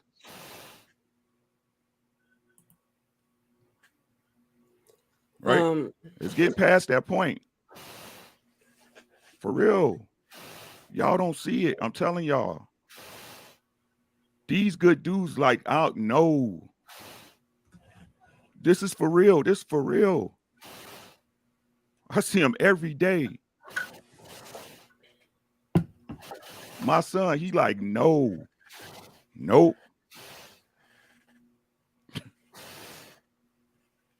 Good dude. Good dude. It's scary out here. I feel sorry for y'all. Okay. But it doesn't, I mean, even if you feel sorry, whenever you do enter into a relationship with somebody, you're just hoping in good faith that they're going to be good to you. It don't matter. You know what I'm saying? The ugly girl, the pretty girl, the fat girl, it's all a risk. You know what I'm saying? So you don't know, you don't have foresight, and you're hoping that you can have a long-term type of good nature relationship. I'm not talking about I'm not digging. I'm talking about from both sides. I feel sorry for both sides. Right? Yeah, it's kind of crazy. I'm telling y'all, it's time for y'all gonna have to lock it down. For real, for real. For you to get it or not, just keep it's gonna be like, that's how it was back in my day.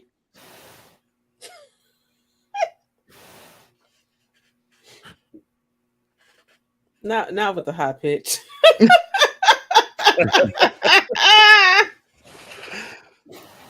Now, wouldn't it be true though, if men we proclaim ourselves to be leaders? Wouldn't it be true that we train these women on how to act by either disassociating ourselves? Because a lot of men put up with that crap. Yep. They put up with it because the sex is good. They put up with it because they don't think they could do any better. Mm-hmm. And women think they could just keep doing it. So they perpetuate the actions of these cantankerous women, these disagreeable women, these violent women, and they accept it. And these women think they can get away with it. That's my point is that once a man gets his mind together, gets his act together, women will fall in line. Women will fall in line. They like, I can't play with him. I can't play with him. Mm-hmm. That's true. So, Sir Hell, what was the question again? I agree with Charles because I know earlier I was having a conversation with one of my lady friends earlier. 35. And the chat got kind of pretty funny. And even just being a woman, we know who we can and who we can't play with. You get what I'm Mhm. saying? So if you got a man and he asserting himself a certain way, No, y'all don't. approach him like that. No, y'all don't. A real woman. I ain't talking Okay, about okay, There's some okay. you have to say Okay, yes. You know, okay. some do. Okay, I know. I Mr. just Ricky. wanted to clarify. I just wanted to clarify. Well, Ricky. Yeah. Right. I I'm just talking wanted to about the real clarify. women. See, I'm talking Yeah, about the real women. woman. I'm Come not on. talking about these clowns out here that's portraying to be a real woman. Because like you said in the last shows, you got the good women that's sitting too close to these hoes, so it's kind of hard to tell. But these hoes out here gonna keep on playing. But a real woman, she'll know who she can and who she can't play with when it comes to a man. Like the way a man carry himself, you're not finna just be talking to him any old type of way. And that's just Yep. some real spill, like coming from a woman. Like I know who I can and who I can't disrespect. I know who I can and who I can't talk to in a certain way. I know who I can and who I can't play with. And that's for all women, for real, for real. These clowns, I don't know what to say about that. And that's my whole point about when I tell men to stop complaining about what women do and work on yourself, simply because a certain type of man, listen, none of us can control the actions of a woman. We can't. But what you can do is place them in one of three categories: full association, limited association, or no association. There's a lot of that going on. A lot of that going on. Sometimes we keep them in full association because we love the pussy. There's a lot of that going on, man. Well, stop taking the pussy. We just love to. We love. They're not going to because we are giving it and busting it open for them. The thing that you got to understand is that's not the win for us is getting it. We pick who gets to get married. So the punishment in and of itself, the natural consequence is you get ran through and you get left where you're at. And men are completely, ladies, we're disassociated from emotions when it comes to busting a chick down. Ain't that what they keep telling you? Ain't that what we like at now? 100%. So the consequence, but the issue is this: women think that they accomplish something because they had sex with us. So a chick will be a 2 and she'll get run through by a 10 and she's like, I deserve a 10. But the 10 don't take you out during the light of day. You only get a phone call at 3 a.m. after the club went wrong. The game ain't right because y'all don't play by the rules. And you think you're doing something. And I'm like, have you been out when the sun was out in a public place where we could walk by and see you? Well, no. Boo. Yeah. We call those scooters. Yeah, because they're fun to ride, but you don't want your friends to see you doing it. Real food. I was listening to this coach. He called those women. I listened to this coach. He called those women pussy delivery girls because that's all they do is just deliver that. We know the rules. And they order it and send them away. Bye. All right, love. Men know the rules. We showing y'all. I was like, we know the dang. rules. But it's true. It's true. Let's get lost in translation here as well. Deserve that guy. And you're never gonna get him. Y'all the one breaking the rules. So to your point, reckless, right? And this is something that I agree with Sir Charles. I think if men control this part, most of our first of all, we have our nature. What we want. Particularly if you get high libido, if you got that drive, you can't turn that off. Like that, it doesn't go off. You amplify that with most men a culture to go get it. It's very difficult. You get a man who's disciplined and knows how to say no, you eliminate a lot of these problems, right? And so I encourage men, have the desire, have that want, but be able to control it, because when you can control that aspect of your life, it's going to save you a lot of trouble down the road, particularly when it comes to child support, unwanted children, so on and so forth. So men, we have some ownership in this role. You don't have to sleep with everything that's available to you. All right. I'm lost in translation. Let's get you in here as well. Here's the thing. As the elder statesman of the group, there's a lot of things that we don't take into consideration. Is that the amount of time that we waste frittering away with side pieces and this, that, and the other, instead of actually building constructive families.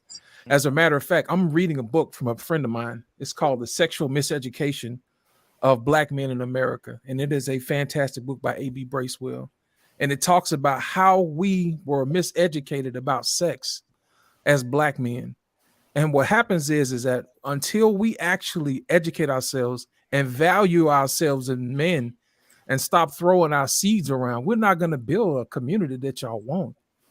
It has to start with yourself. You see what I'm saying? And value yourself. Don't worry about what these other people are doing. Don't worry about what these other men are doing. Worry about your name, your household, and your legacy.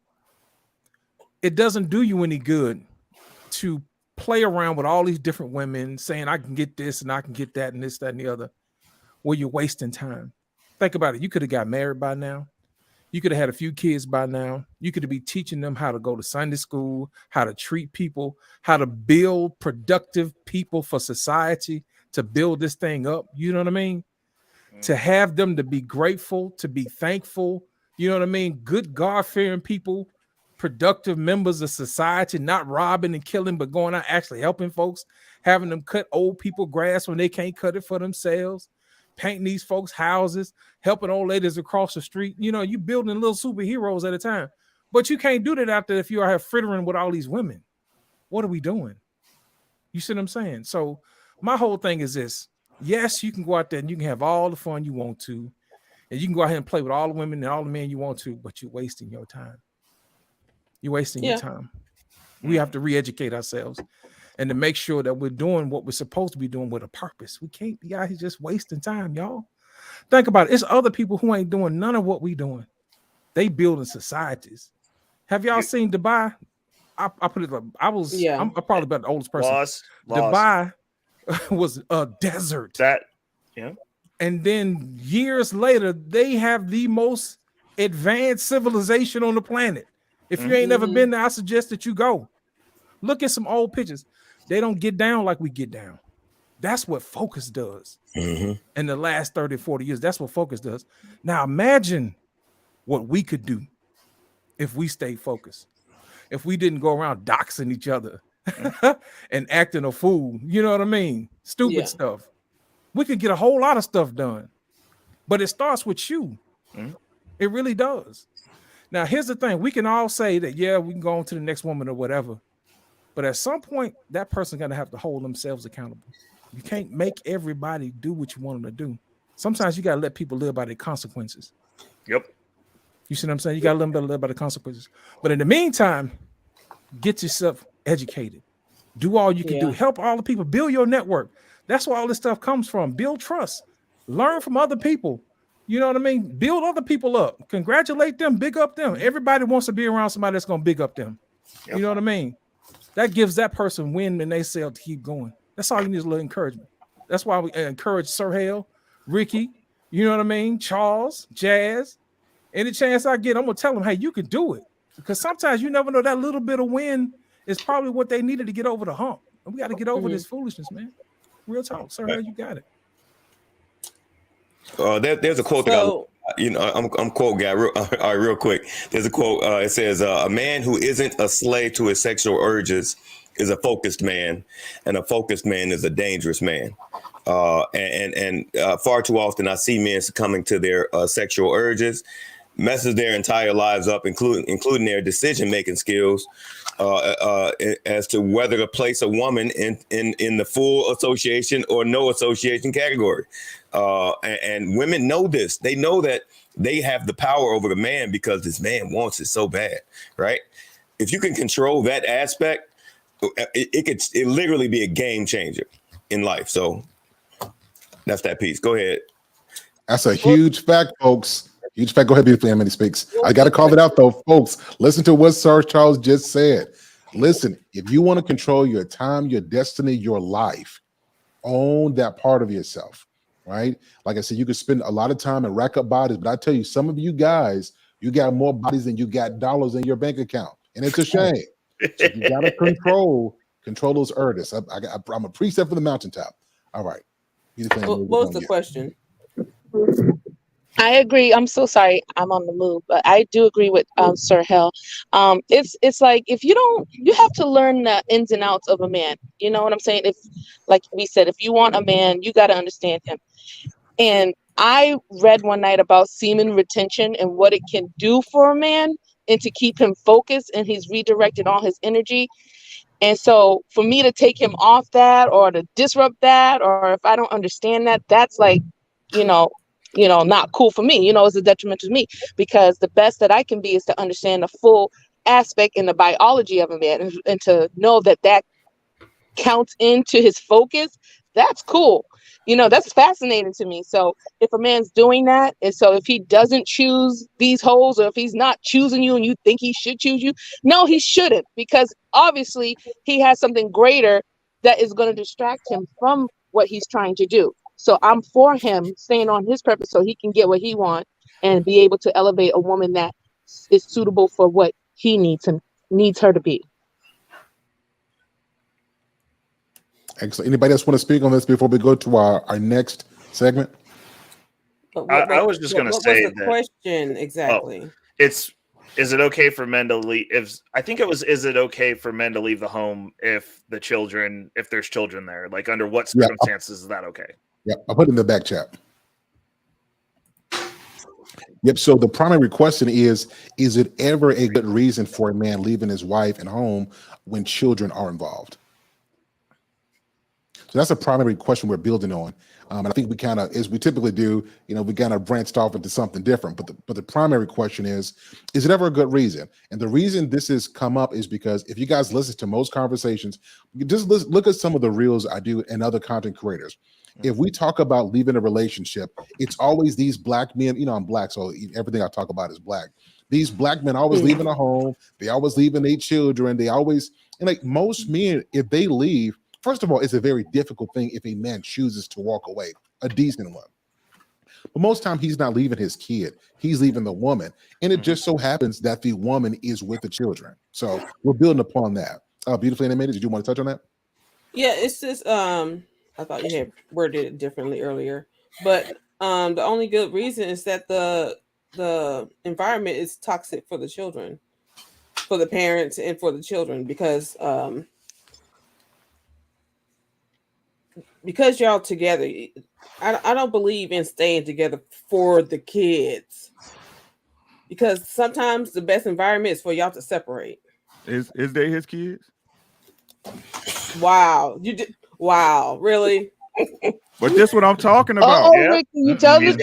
You had all these everybody else talking and stuff like that to bring up, are they his kids? But you want to wait. But that's what I'm talking about. And we eating it though. You know what I hate? Like, I hate the fact that even when I get on these panels and I'm on social media and I listen, and I see y'all guys, the guys always taking accountability. If something go wrong in y'all relationship, the first thing y'all do is blame yourself. And I don't know, it just pissed me off so bad, because women need to be taking accountability too. You get what I'm saying? A lot of times, like, I'm listening to y'all, and even with some situations that I know of from other people, not me per se, but a lot of stuff stem from the women. Like, women need to be held accountable for a lot of things. But in the same breath, as I'm not a man, but I think that you guys need to stop taking all of that blame and saying, well, if a woman is not doing this, and this happened in my relationship, it's my fault. It's my fault. It's not your fault. Women need to take some accountability too. We be wrong sometimes. We don't be listening. And I know a lot of times now we say stuff, it seems like I'm a woman basher, but I'm not. But I'm like really big on accountability. Accountability is not one way, it's a two-way street, because it takes two to tango. But so if we being real though, what difference do it make? Well, I mean, we could break it down simpler than that. If I bring you, Jasmine, into my house and your shoes are muddy, I told you that you start stomping on my couch, and I allow you to stay in here, I'm being messing honest. my furniture up, breaking my dishes, knocking over my TV, that's on me, because I allowed you through the front door. I brought you in here. In any relationship that a man enters into with a woman, he should be bringing her into his reality. Yes. Not vice versa, which means that everything is his fault, because he brought her in and then allowed her to stay. Now, however long he chose to go through whatever he had to go through, that's on him. It's called standards. I disagree with you, because you can bring her into your house and she can break all of your dishes and damage all of your things. Do that mean she shouldn't be held accountable for doing that? She did that. You didn't put a gun to her head. Yeah. 100%. Hey, But let's be honest. we do That's right, not Jasmine. have the ability. Let's be honest. She as a grown ass woman. Yes, she is. Let me Yes, explain she this. Let me is. explain this real quick. Oh, go ahead. Let me explain this. So we preach too much about accountability, right? And we have to, right? You have to be accountable. But accountability is saying I did it. What we really need to be pushing is liability. So we acknowledge that you did it, but now you've got to do the cleanup work to make peace and fix what you broke. We don't preach that enough to our women. The rules. Y'all not playing by the rules for real. And I want to piggyback off of what Ray said about taking responsibility. You know, I say that as well. Anything that happens in a man's life, a man needs to take responsibility for that. It's not to say that it was his intention for it to go that way. But what that does is that puts that man in a position of power to be able to make the necessary changes. Because if you start pointing the finger outwardly, then you're waiting for that thing to change. And so from a position of power, it's saying, yo, at the very least, I chose this woman. That was my decision. I chose her. So what can I do if this situation is not serving me properly? What adjustments can I make? Because I am in a position of power. So far too often, what men do, they point, and waiting for her to change. She ain't never gonna change. Now you playing with your lip in the corner somewhere. We are telling y'all what a good man is. Yeah, y'all not listening. So it's not about intent. It's not about, hey, it's my fault because I intended it to go that way. It's my fault because somewhere I played a part for this to come out like this here. And that's all I'm saying. It puts me in a position of power. This whole conversation for real. Y'all need to watch this again. Yeah. This whole conversation, the one everybody searching for. This is it. And y'all don't know it. And so, and to piggyback off that again, is like, okay, so if women never take responsibility. And so if a man does not take responsibility, then is anybody going to take responsibility? Maybe the kids should take responsibility. Here's the reason why. Here's the reason why, Charles. I'm sorry. The reason why so many women don't take accountability is because they just move into another man who don't require it. I think that if men, I say this, you know how you go from one job to the next, and before you got to do the job, they do a background check? I think if men, before they got with a woman, did a background check, asked her some real core questions as to why the last relationship failed, and they got some honesty there, I don't think it would be so easy for women to go from one man to the next and take the sob story as to the ex, he didn't love me, he didn't treat me well, and then the new guy put on the plate to save her. You know what I'm saying? Most men don't do that though. Most men hear the sad story, and then the relationship starts on the sad story. I just had a conversation with one of my guys yesterday, and he was telling me about this woman he met. He was like, man, he was telling me all the stuff that was going on. The woman told him what was going on with her and her ex and this and that. I said, bro, after he told me all the long story, I said, bro, I don't care about that because it's probably all a lie anyway. She ain't gonna never tell you what she did. She's never gonna tell you what she did. But she will tell you a sob story about how she was done wrong. She was neglected. He didn't love me. He dropped the ball. It's the same thing. And she may be telling the truth. But what I'm saying is that 9.5. She's not though. She's not though. That's what I'm saying. That's what I'm saying. She's not. Okay, ladies, this is what it is. This is what it is from my heart. From my heart, a black man, right? A black man. What happened back then happened back then. We even. For real, we even, right? Yeah, we here, but y'all keep holding these men back in that place. That's what's going on. We here, but y'all look at black men like it was back then. That's the issue. What I will say, in all fairness, though, what I was telling my guy is, hey man, 86 that conversation. Because you are not that guy. Now, she might act different with you. So you can't. I say he was paying attention to the story, feeling sorry for it. Man, forget that. What needs to be happening is you grade her on how she fits into your program. How she fits into your program, because you're not him. You demand different things and this and that. And she might suit you perfectly.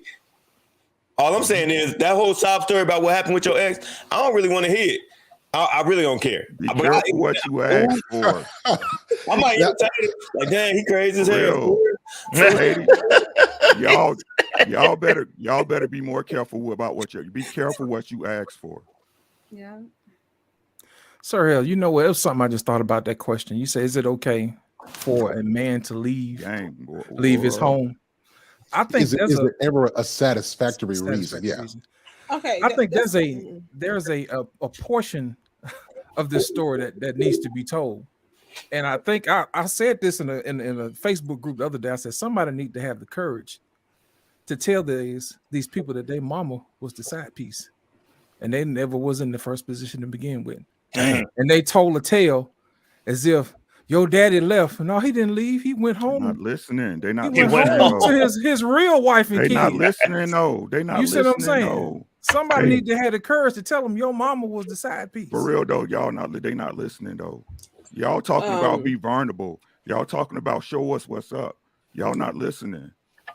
Y'all not listening for real, for real. If I'm being totally 100% honest with the consensus, y'all not listening. So hell, Y'all not.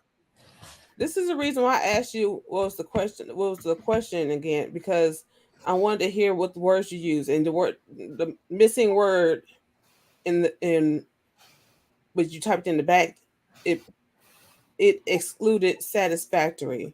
And I think satisfactory is a important word to use, because the thing is, for a man, it's never satisfactory to leave your relationship or your children or whatever.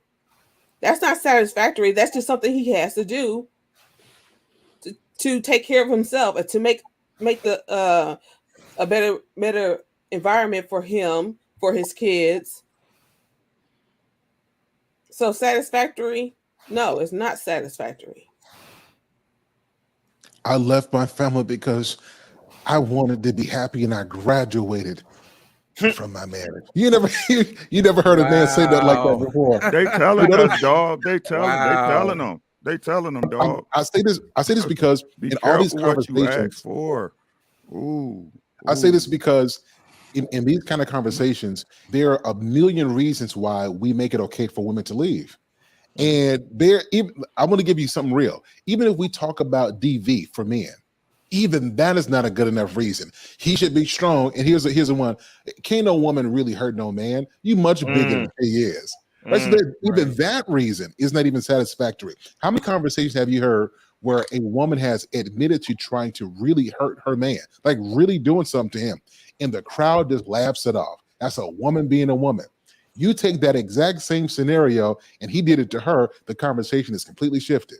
Mm-hmm. That's why I posted that question, because culturally, there's never really a good reason for a man to leave. And we hope to God that if we do leave, once our kids get older, we pray, God, I hope they understand why I did what I did when they get older. That's our only prayer, because society and family is going to look at you because there's no satisfactory reason for a man leaving his wife and home when children are involved. So that's exactly it. Yeah.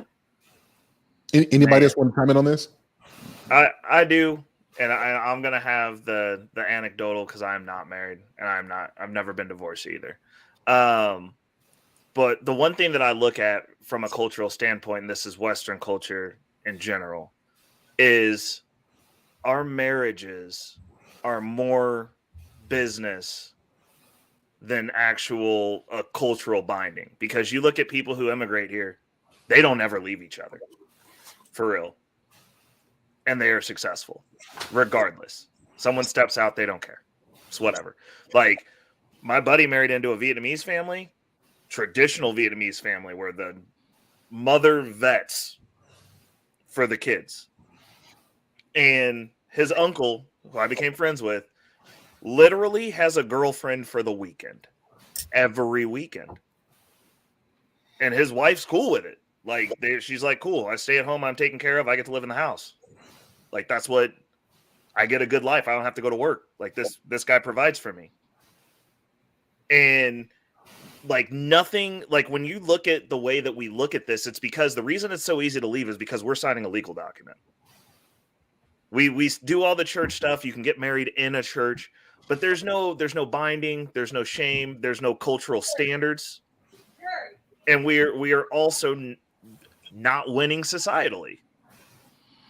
The West is on the decline. Everyone else is standing strong. He referenced Dubai.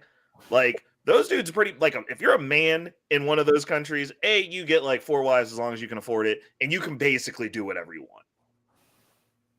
Basically. So there's not a whole lot of retentioning or focusing going on within retrospect, because those men specifically, they sample all the other culture's women's. They just won't marry them. And that's also a known. They'll date women outside of their culture for years and be like, cool, time to get married. Let's set this up. Because like theirs is an actual joining of families. It actually means something, and they will not separate. That's because the family is the business. You know what I mean? We don't look at our family as a business. You know, we look at our family as a come up. You know what I'm saying? It's like, I'm gonna get my degree and then I'm gonna leave him. You know what I'm saying? And I'm gonna be living my best life and all this other stuff. You know what I mean? Yep. My thing is this, man. You got to be careful with what you're dealing with. You know what I mean? You got to take your time to vet. My dad always told me you better measure twice and cut once. Facts. You know what I'm saying? Oh, yeah. You better measure twice and cut once for a good reason. You know what I mean? And in order for you to do that, you got to know what you're doing, how you doing, and what you're looking for in yourself. How you gonna go out and try to find, what you need in a woman? You don't even know who you are first. You know what I mean? I take everybody take time out to know who you are first. That way, you know when you find somebody who gonna supposed to match for you, and you can't do that until you do the work. Real talk. Well, you should be on your path. Like you should have a plan. Then you get to vet people based on whether they fit into that plan. Because here's one of the things that we don't talk about is there's people, and this is both men and women, that can be there through the struggle. They ain't built to win. Here's my thing about that too. On the way to you getting your purpose, if you find somebody that's gonna be willing to help you, let them, man. Yeah, let them. Just you can't be to the point where you so inflexible that can't nobody help you. You know what I'm saying? No man is an island to himself. That's what I was saying earlier. But most men, they don't do that. A lot of men don't do that. They want to be complete. They want to be 100% before they decide that they get in a relationship with a woman. Let me tell you what that is. If you get a guy who tells you he's waiting until he's 100%, he don't see you as the one. No man who finds the right woman is going to leave it to chance that she can walk out of his life. Not one, right? So if he says that at that point, doesn't mean he don't think you're a good woman. It doesn't mean that he don't see value in you. It just means that at that particular phase in his life, he doesn't see you as the one for him. But that's also what the sisterhood asked for. But listen, you can't be upset about what you asked for, and then the men doing what you asked for, because the reality of it is we control access to marriage, but y'all set the standards. So if you say we want this man and these are the only ones we're not looking at, and then act upon it and say, hey, we're not paying attention to you during the building phase, then the collateral damage is those of you who are actually out here looking to build with somebody. Now you've programmed those men to go, I need to just keep my head down to the grindstone until I can actually afford to have something, because these women ain't going to deal with me. Yeah, that's what I was saying earlier. Yeah. You just but that's because that's the message that's being pushed to men from the women. Right. We're no longer taking applications from the sisterhood. Facts. You're not listening to them anymore. Facts. It's a wrap. And listen, then it's the thing, right? The men are telling y'all, we know all this. We know it. And it's still men, like look, everybody had a life. We all made our choices, right? We all made our choices, man. Right? We know the blueprint. Either you learn it early or you learn it late, right? Mm-hmm. Let's be honest, right? You either learn it early or learn it late, right? And it's still men that's willing to get that up for you. And y'all saying we the problem.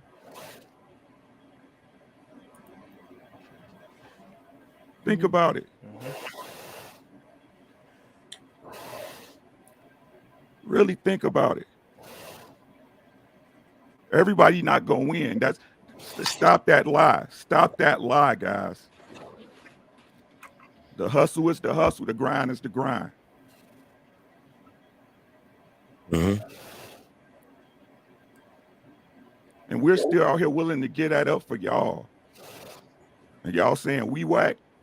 Somebody's lying.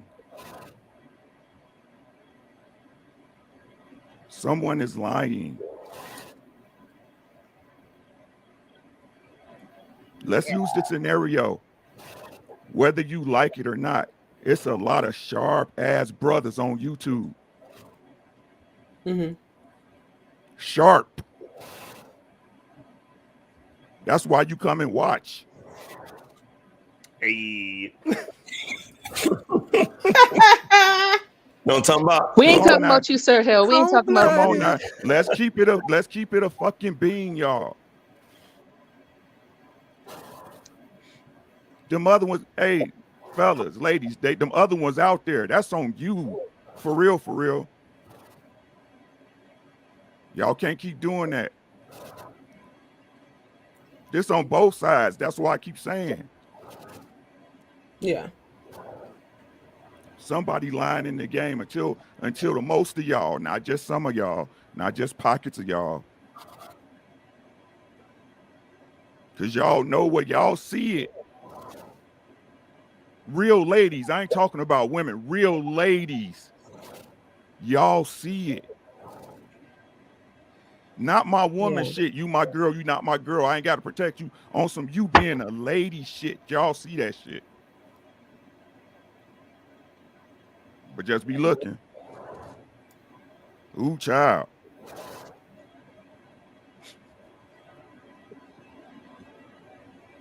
There's too many stories going around with these boys.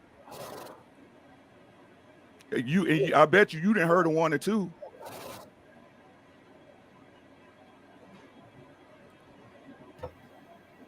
What stories going around about boys? A lot of these little boys, these 20, 21, 22, every time you see that baby ain't mine.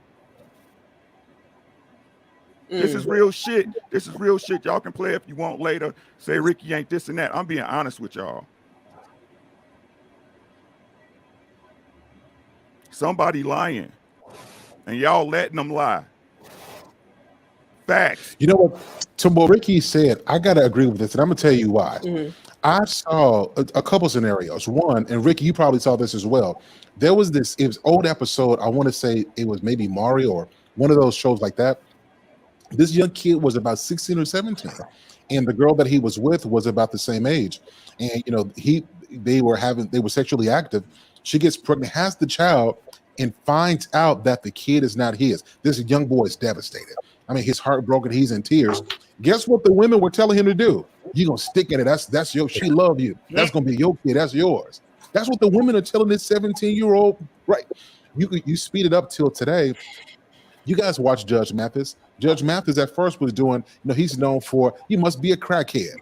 It's become such an epidemic with paternity cases that even he is doing a lot more of those. It's been commercialized because it happens so much. So what Ricky's saying is spot on. It's More something that we don't talk about. And what we'll do is if it's a man's pain, then we invoke Sir Charles, More than it was a supposed false to. sense of stoicism. Stick in there. You're the only father he knows. Y'all You're the only one who's been there, right? Y'all what you're saying, lying. Ricky, is real true. Y'all lying for real. Y'all lying. And we eating it too. We eating it. Yeah. I think Yeah, it's very unfair because the men should not eat it, and I think especially black men, because they're very, very gracious, they're very hospitable, they're very tolerable to their women because they've raised with their moms, and so subconsciously sometimes you do things based on subconscious reasons and not necessarily being true to who you are, and then it's not fair because we as women we project things onto the men. We hide a lot, but then we want them to fulfill these requirements. That's not fair. It's not level for him. Sorry, the door's closing. And I don't think it's fair. Like Ricky said, it's like men are saying no. I don't want it. I don't want women with children. I don't want all this baggage. I just want a decent female. I don't care if she got a big mole on her nose, but she's cool. But I can get down with that. Cool. Why? Check this out. So a lot of people hear a man don't want a woman with kids. Back in the day, a man would take a woman with kids. But here's why. Those women will be appreciative of those men. Something different. Now today, women expect you. I got kids, and they treat the kids as if we should be thankful that you have kids. We should be grateful that you were with somebody else who didn't make you a wife, and now I got to pay the bill because the dude that you were with ain't paying check, right? It's a different mindset. There's no Stepdad gratitude. is It's seasoned is over. entitlement. Yep. Yeah. Well, the thing about that, right? Single moms are they say that they come with baggage. But the baggage is the single mom, not the kid. Facts. Oh, that's a Facts. whoa. Because that's a bar. she comes with all these Y'all playing like y'all don't problems. see it. Y'all playing like y'all don't see it. Right? It's the kid can't be the baggage. He's just a kid. He or she is just a kid. The one with the baggage is the mother with all her issues that she has with men and her issues of she's drama and she has no control over her household. The ex-boyfriend or ex-husband can come in, whatever, and say whatever he wants to the new boyfriend or to the new man. It's like, what kind of shit is that? No. So she is the baggage. No. Y'all not listening. Y'all not listening for real. And y'all lying. It's clear as day. If y'all being real, it's clear as day for real. Yeah. But y'all lying. Y'all lying. Something's changed. It was cool. It was cool. In my day, it was cool. Y'all see what I'm saying? Mhm. It was cool. She got a kid. This side's cool. Y'all can't keep right. Yep. Y'all see what I'm saying? Yep. No more. It's some out here, but like I said, let's be honest, ladies. Let's be honest. Y'all know where y'all man at. Y'all know where he at. At some point. Come on. Let's be honest. Let's be honest. If you for real, you know where your man at, right? Let's be honest. Let's stop. Take the makeup off. Take the makeup off. This in your bedroom after you then get out the shower when you putting lotion on your body.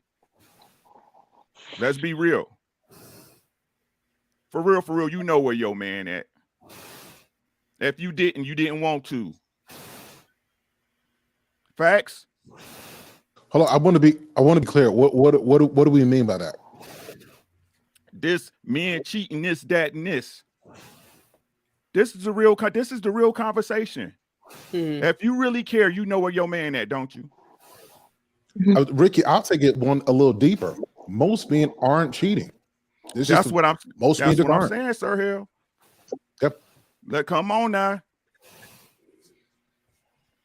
Come on. Somebody's lying. That's all I've been saying. Y'all liars. Stop lying. And we got y'all. For real. For real. This is what the fella's telling you. If you for real. I mean, the problem is the liars. The problem is the liars because they give a false image of what's happening, what's going on, and stuff like that. And it just causes problems in relationships. Y'all all benefit People from it. who are having lying. For real. People who are having honest and open conversations are not having the same problems as liars. Yeah, but I think the major problem is that both men and women have trouble handling certain levels of truth. If you're an adult, at some point you just have to deal with it. Can you elaborate on what level of truth men aren't equipped to handle? Because we get it constantly, all the time, at all parts of the day, regardless of whether we can handle it or not. Come on, man! Like somebody, y'all not being honest. Like the ones who can't handle it are literally not here anymore, bro. Y'all not being honest for real. But I just didn't want to point a fact towards women, and I know it's true for men as well. Some men, people can't handle truth. If we really sat down and been honest with each other about our true intentions and our true feelings all the way through, a lot of us are scared that we'll run people off. We're fed truth constantly from every angle all day. Only one of these two groups doesn't get given the truth regularly. No, guys. Trey, for real. The issue is not that women are lying to men. Guys, listen. The issue is not that women are lying to men. The issue is that women are lying to themselves and want men to indulge. That's the issue. Yeah. Well, that's how you start believing the lies that you tell, is because you've convinced yourself that your lies are real. That's because most of us Ain't that where we at? most of us are delusional. You get Ain't what I'm that where we saying? at though? So most of us Ain't are that where we delusional at people in though? our own But lives. I mean, most of society is delusional because nobody. Okay, even if you stand up on truth, Yeah. you're gonna be crucified. That dude sucks. But he's trying to actually help you, and a lot of people they don't want to go deeper with themselves. So it's easier to get a whole brigade of hyenas, the trolls. You know, it's easier to have those people. A lot of people they lie to each other. They have friends that lie to each other, enable each other, and keep each other in the same situation. So it's easier, and it seems like that's what it is. So even if you tell me, Rick, if you tell me, Lost in Translation, what I'm doing, oh, I got me somebody over here that tells me I'm doing the right thing. Right. And so who doesn't want to fulfill self and have, I want to do things my way, but that's what people want.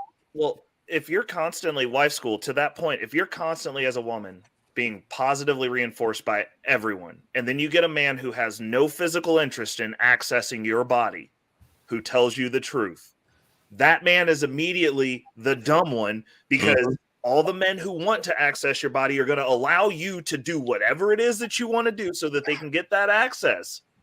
And you're thinking, hey, well, these other guys said that this is cool, and you're telling me that it's not cool, so like you're a jerk and I don't like you. And it's like, okay, well, that's fine. I wasn't trying to access your body, so I had no reason to lie to you.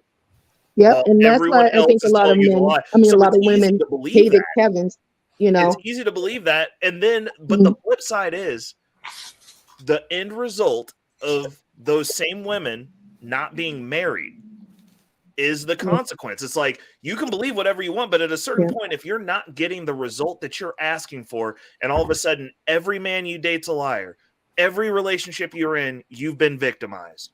Every relationship, you're getting the same outcome.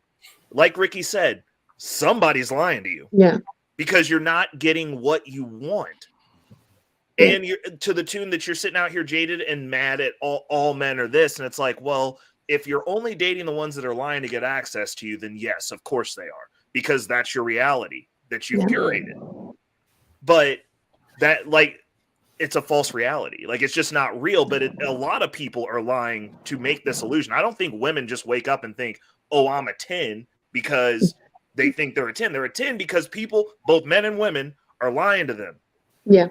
The women, bro, they don't believe that, the men man. want Let me tell you something. Most women don't believe that. Even if they say it, they don't believe it. They just know that there's somebody who's going to indulge their lie. They lie to themselves. And again, I think men play a role in this because if we want it bad enough, we'll go with the delusion. Because it's easy. I mean, of course, you're going to go with the path of least resistance, right? That's okay. Let me just tell her this right quick. But that's why I love Kevin Samuels so much, because he didn't play into that delusion and illusion. That's why a lot of women were like, hey, you're breaking up the lies I told myself. You know what I'm saying? You messing with my game. Everybody tell me I'm a 10, but like you're like 300 pounds and like nobody's like checking for you. You know what I'm saying? Yeah. So that's just facts. That's facts from a man's standpoint, from the man that you want. He don't want. Now, let me say something, wife school. Let me say this. Amen. Now, this is some real truth. Amen. If she's cute enough in the face, a man will smash a 300-pound chick.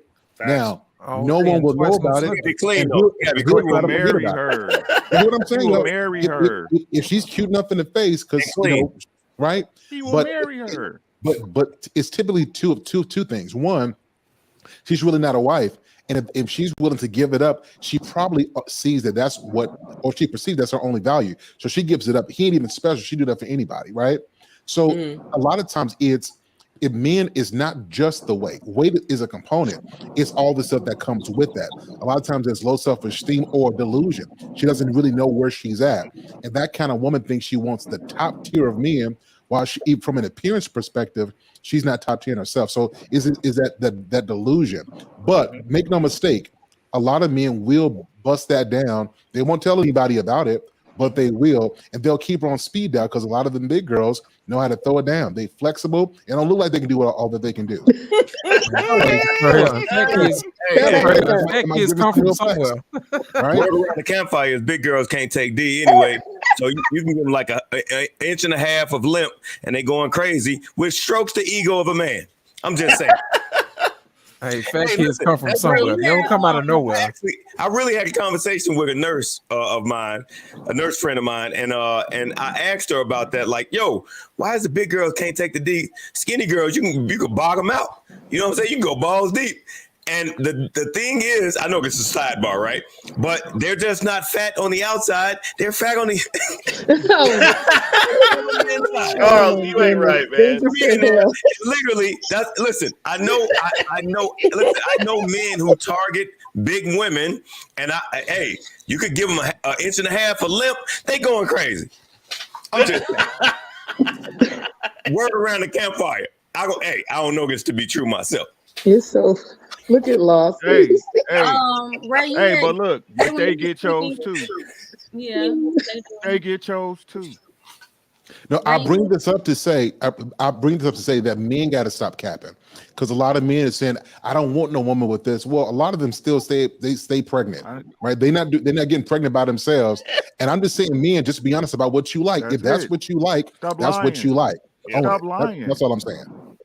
A big girl get cut quick out here. Jiggle. You said what, Rick? Jiggle. I said big girls get cuffed quick out here.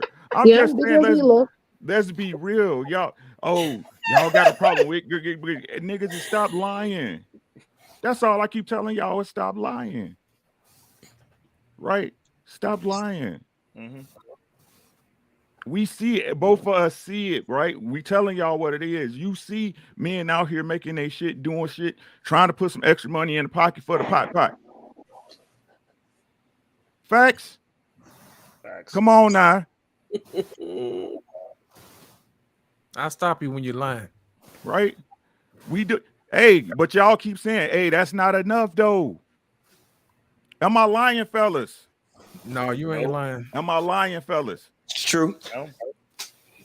This ain't. Hey, no. This too. This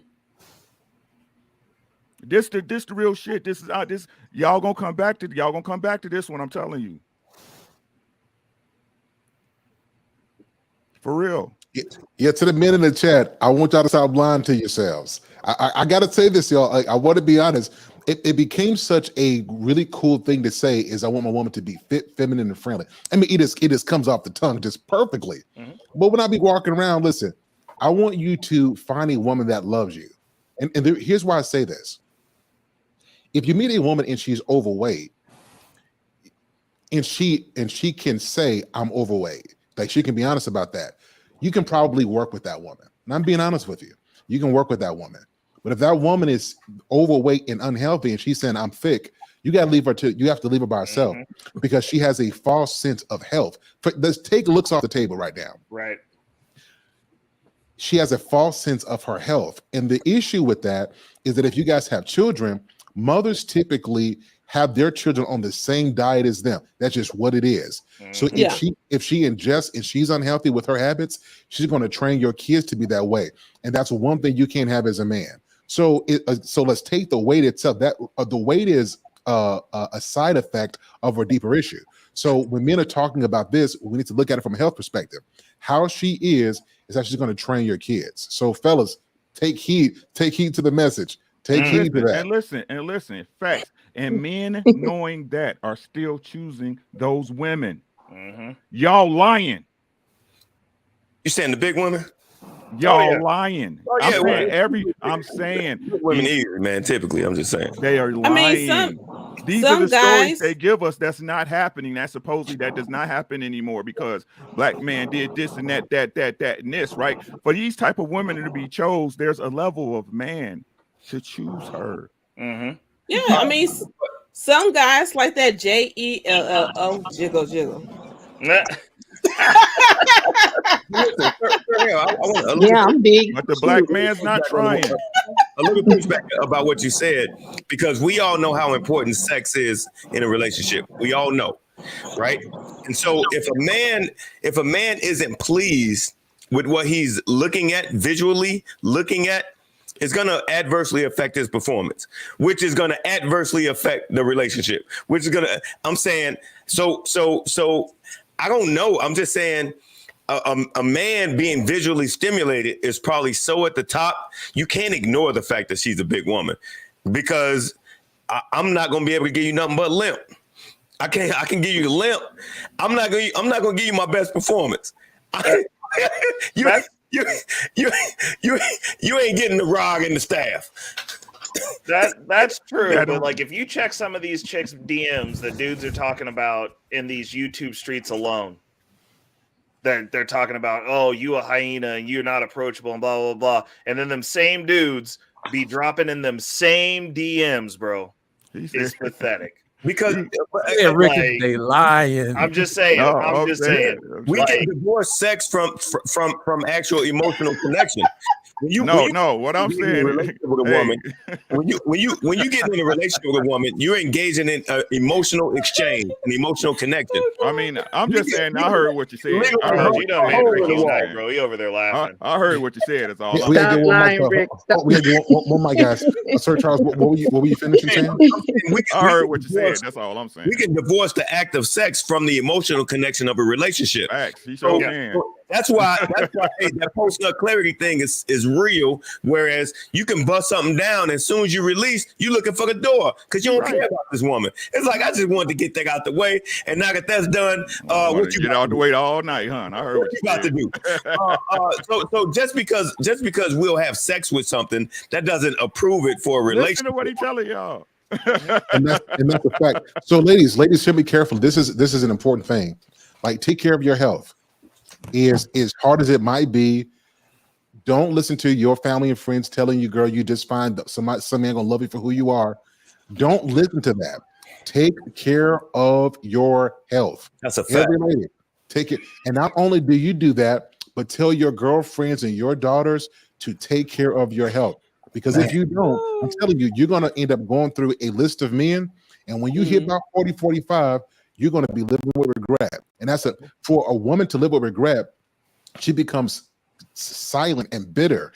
And you really can't get advice out of her. She got a really jaded perspective because she sees all the transactions of men as men who just used her. And she didn't realize it's not that men used her, is that she gave what she had available to men who didn't want to wife her because she didn't rate herself for marriage. So ladies, take care of your health. I'm being very serious with you right now.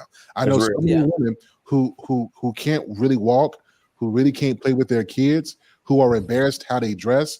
And these things can be changed. I don't want to hear nothing about your thyroid. Ain't nothing wrong with your thyroid. That's the go-to. It's them Hot Pockets. Put them Hot Pockets down and them hot Cheetos and quit drinking sweet tea. Quit drinking sweet tea. No, you don't need a jug of that. Get you some water and a salad. Take care of your brunches. Because you're going to feel better about yourself. It's going to help your pH balance.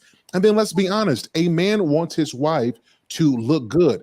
A woman is the first. Listen, when a man is established, the first thing people look at is not his car, not his home, not his status, not his money. They look at that man's woman. And they derive a perspective about him based off of the presentation of the wife. So ladies, take care, especially my Black women. Because in the churches, in culture, and society, is you thick, you fine, you good just how you are. A man gonna love all of you. He can't love all of you, then he must get a little. I told you about the drop. Yeah, he got a little dicky. He got a little dicky. He not confident. He ain't secure with all them curves. No, it's not that he's insecure. Is that if there was a fire, he couldn't pick you up because you're too heavy. That's real. And I'm being 100% honest. I'm being 100% honest with you. If there's a fire, it's true, but a man's nature is to protect. And if you're too heavy for him to get you and the kids out, he get the 3 kids.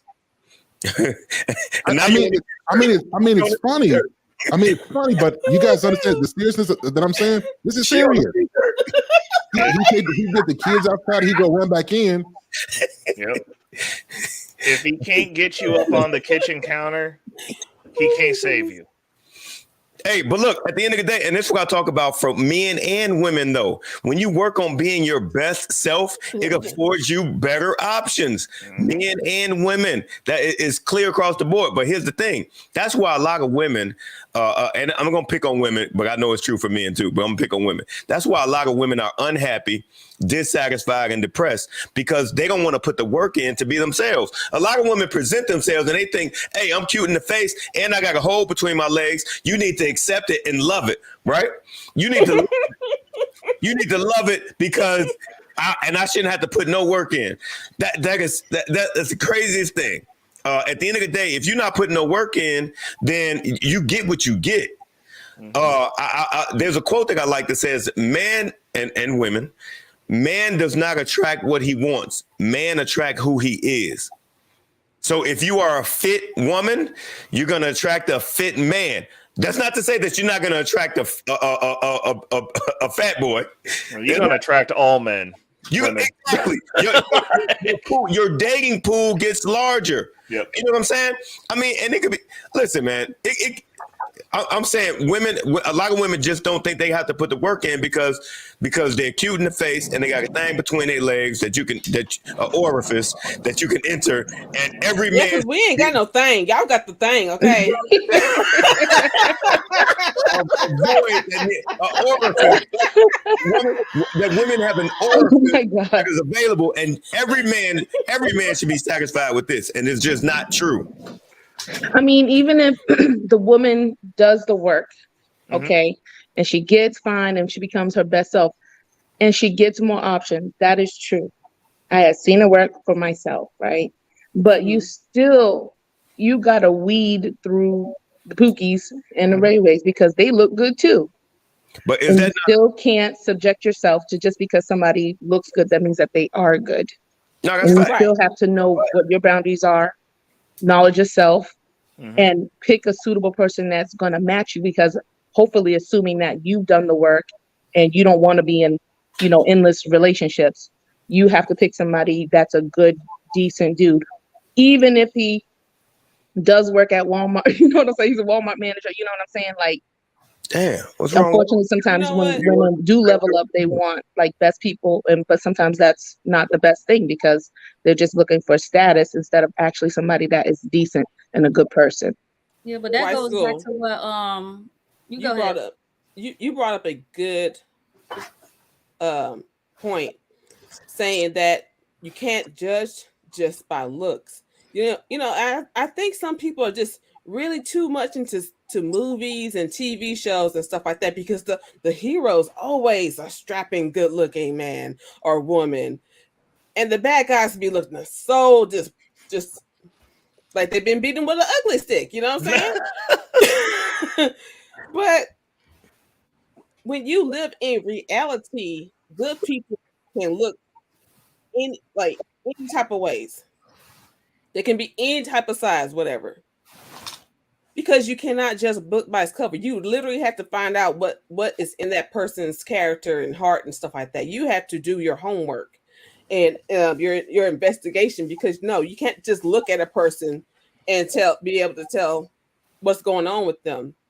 And that's even with the case of disability, right? And I bring that up because one of my Facebook people, she's a cosplayer like I am, whatever. She's really a cosplayer. And someone was asking her, like, why was she parked in the handicap section? Because she's disabled. You just can't look at her. She says sometimes she has bad days, sometimes she has good days, whatever. And you can't just look at her and be able to tell where her disability is. And it's none of your damn business. You know what I'm saying? But just stop judging based on looks. I'll say this: women need to stop this. It's a man's nature to look at looks. That's the first thing. Women, y'all need to stop that. Y'all be looking at the girl. He got to have a six pack. He got to be tall and he got to be fine. Stop. Does this man got work ethic? Will he take care of you? That's your primary concerns. And if from that, if he happens to be good looking, then great. But a lot of y'all women won't get married because you're looking for a man the way a man looks for a woman. And you're never going to find the kind of man you want, because the way you're looking at it, you're looking for what men are looking for, right? The same way. So you got to change that. Is he a provider? Does he have work ethic? Will he take care of you? If you can get those things right there, a man who take care of you, who love you right, who pop you down, he'll start looking good. A provider looks good after some time. And women, You ain't never lied about that. Just to piggyback off what you said in wife school and Ray, like Ray had said something about like a lot of times you have women in situations and they find themselves like, why am I keep picking the same person over and over and over? And that's because most women, like you said, Sir Hill, we're choosing the way we want somebody tall, dark, and handsome, as opposed to looking for somebody based off these characteristics that they may be able to provide for us, or the things that we actually really need in a relationship. So when you find yourself in those situations where you still choosing the same man, and this not just for women, this for men too. When you keep on finding the same person, the same, you like repeating the cycle over and over and over again, it's time for you to take the step back and say, you know what, I'm the problem. I'm the problem, because what is it about me that keep on attracting these type of people? It may be an issue that you probably had that's really rooted, and you need to work through that. You need to heal through some type of trauma or whatever. And that's like really for most women. That's for most women. And I know some dudes that's going through the same thing too. Like they keep finding the same woman over and over and over, and they complain about it. But I just feel like ain't no point in complaining about it if you ain't gonna do nothing about it. If you're gonna keep on complaining, you might as well keep your mouth closed. For real. you know That's what? why you improve yourself. That's what I said. If it's a problem and you notice that it's a problem, first you got to take accountability. You got to acknowledge it. First you have to acknowledge it first. And then once you acknowledge it, take accountability. Then after the accountability, like you putting that work in. But other than that, if you just gonna keep complaining about it, just shut the fuck up. And not only that. Yes, I like it. Not only that, look at it this way. Shut your mouth. Look at it this way. When you're a child, you had a palate for peanut butter and jelly. You know what I mean? Because that's what your mom and them gave you. But as you get older, you had a more discerning palate. Now you want surf and turf, and now I you had want 3 peanut butter lobster and jelly sandwiches and today. steak. Man, I eat them all the time. I stay with the humble. PB&J. You know what I'm saying? I stay humble. PB&J, bro. What you talking about? Can't have no shrimp po' boy Don't every talk day. for me. Don't talk for me, nigga. Talk to me, Floppy Translation. Letting my wife bring me some peanut butter and jelly is we going to counseling. Exactly. I want to say that I ate some of it when I was growing up. But anyway, make a long story short, what happens is your palate gets more, adapt to different things. You know what I mean? You don't go back to eating the same thing all again. Not in mass. You don't eat, bologna sandwiches every day. No, don't walk away from it. Don't walk away from it. But you know what I'm talking about. But you know what I'm talking about, man. Right. But here's my thing though. As you get older and wiser, you stop picking the same people you've been picking. You know what I mean? Because at some point you already know this don't work for you. You know what I mean? You get more educated. You're like, this ain't gonna work for me. But at the same time, you can't turn your nose up at everybody that you see. You see what I'm saying? You can't always judge a book by its cover, because 9 times out of 10, the person you turn your nose up probably is smarter than you and could probably help you. You got to get over yourself.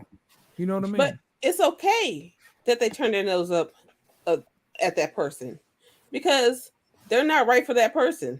Facts. So yeah. Show who you really are, so I can keep it pushing. Thank you. But unfortunately, we don't present our best selves, and so we put so much stock into this one person that when they don't choose us, we're heartbroken, we're devastated.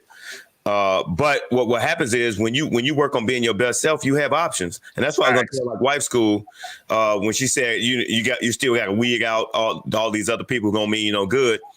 That's much better than only having crackheads hit you up. That's much better. To have options to say, oh, well, not you, right? Well, I know women who only have crackhead or crackhead equivalents hitting them up. You have very little options. Here's the thing, though. How much control? This is a conversation I cannot get an answer to. A question.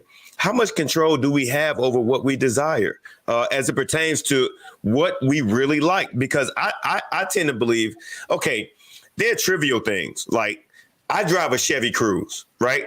It is not a chick magnet. I know this, and I don't care. I love that car, though. Yeah, I got it. I love that car. When I had mine, I loved it. I had a Chevy Cruze. My daughter told me, but that's not the point. I had a Chevy. I was driving a Chevy Cruze, not a chick magnet. I know this. Women grade me on this. They look at me, they see me in a Chevy Cruze. They're like, nah, Buster, right? I get it. That's an external characteristic, right? and I get it. A woman may not like a guy who drives a Chevy Cruze, right? But I would dare to say that even on internal characteristics or personal characteristics, how can you really tweak what you like? You like what you like. For women who like tall guys, would you settle for a 5'2" man? You know, because he's always going to gross you out. He might make you, if you're towering over him, he might make you feel unprotected. That's an innate thing, right? I mean, you don't have you don't have to be 6 feet. Just make sure you're taller than me. Well, So when you say 5'2", when you say 5'2", I think I can probably handle somebody 5'2". Okay, but that's what I am. But wait, Yeah, I'm 5'2". When you put heels on, he's looking like little man. She's like, oh, look at her out with her son.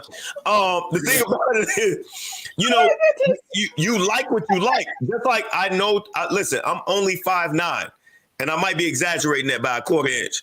All right, I'm only 5'9". Women who like men who are 6 feet and above, I'm not even in their crosshairs. You know what I'm saying? It doesn't matter how intellectual I am. It doesn't matter how handsome I am in the face. She likes 6 foot Negroes. But that's not your woman. Exactly. Yeah. That's not your girl. So here's my point. I operate from a position of abundance. If a woman passes on me, that's fine. I'm good on that. But the thing about it is and just a little pushback when Sir Hale said you need to get past certain things. How do you do that? Because you like what you like.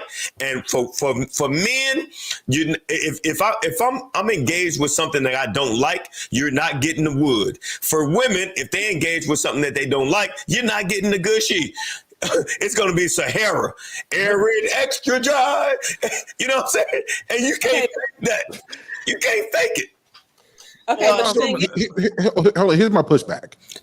It's not that I disagree with you because I think to a degree, we don't control our desire. No, let me say that a different way. We don't get to decide what we desire. We get a chance to decide what we go after. But here's the thing. In other cultures, I see. I'm going to give you a real example. I went to take my wife to a movie a few weeks ago, and I was in there. You know, your boy. We got the traditional look.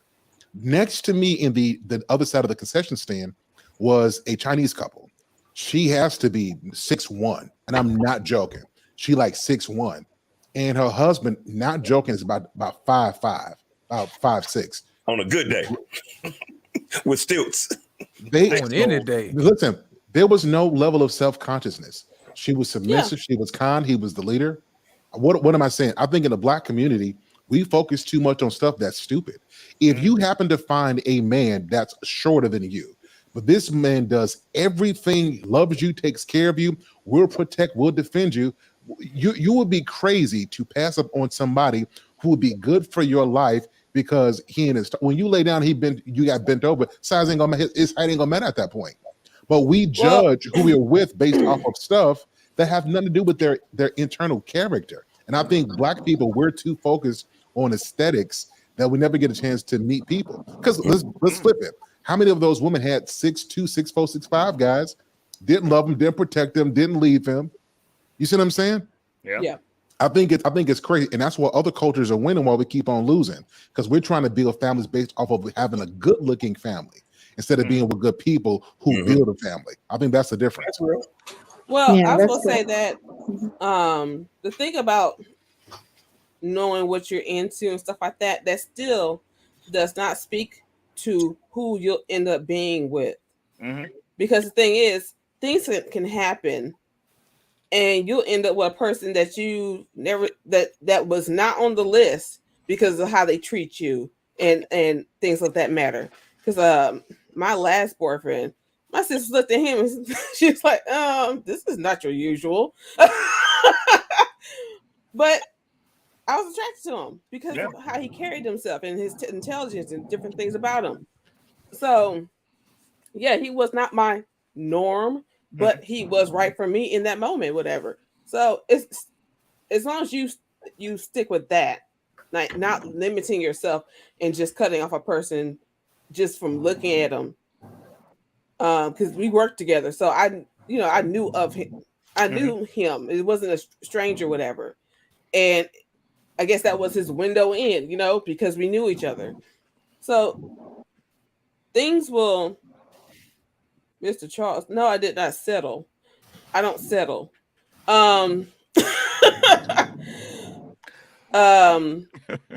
But yeah, so he was right for me. And the thing about God putting people in your life and stuff, you'll recognize when somebody is for you. And it's not something you wrote on down on a piece of paper. Yeah. Yeah. Okay. I think there's a discrepancy between how men and women deal also, because men will tolerate a little bit more. Like if you're 60% aligned with us, we're pretty much good to roll. The other thing that I was going to add to that is most men enter into marriage not knowing what they actually like to begin with, because they don't have access to enough women. Just being honest. Like most men get into marriage with 5 bodies. Damn. Most men don't need access to a whole lot of women. 100%. But what I'm saying is, you can't. They looking for like, if one. you've never eaten anything but chicken strips, you can't talk to me about food because you don't have a palate. Like, it's just what it is. You ain't never tried nothing. So you said most men don't need access. Lost in translation. I said they don't need that. All they need is one. Well, what do you mean by need? I disagree. Because I think what I mean by that is that we make it. I'll answer the question. What we mean by that is we make it seem like men have to have this 50, 60, 70, 80 bodies to make themselves be a man. If you're looking for marriage, I don't think the amount of bodies you have, period, makes you a man. I'm just saying, if we're going to talk about people liking what they like and not being able to deviate from it, in most cases, that's something that, especially with men, it's something they never had. Most of these guys are on here complaining about modern women that are specifically club thoughts that they don't qualify for and can't catch anyway. Well, that plays into that we don't have a lot of families. But we don't have moms and dads they're not able to that emulate healthy relationships that we see. You know what I'm saying? So the first thing, we're going to just want to get somebody that appeals to our flesh, which is not the right way oftentimes, you know, for both parties, right? It's like, yeah, you want a dime piece, but you don't want to be an idiot. You know what I'm saying? Because she can go and, like you said, break your china, flipping tables, because she got that privilege of being pretty. But like, we don't have families anymore that are actually instilling into the children what a good man is. They don't know, they don't see what a good woman is, because we don't stay together long enough to even have it. We choose these guys that we know that aren't going to give us anything. They're not going to give us a relationship. And so our children are the ones that suffer. See, the children are suffering in everything. All right. The men are leaving. The children are suffering. They don't see things. Now they're suffering. Now we're just perpetuating this whole craziness that we see.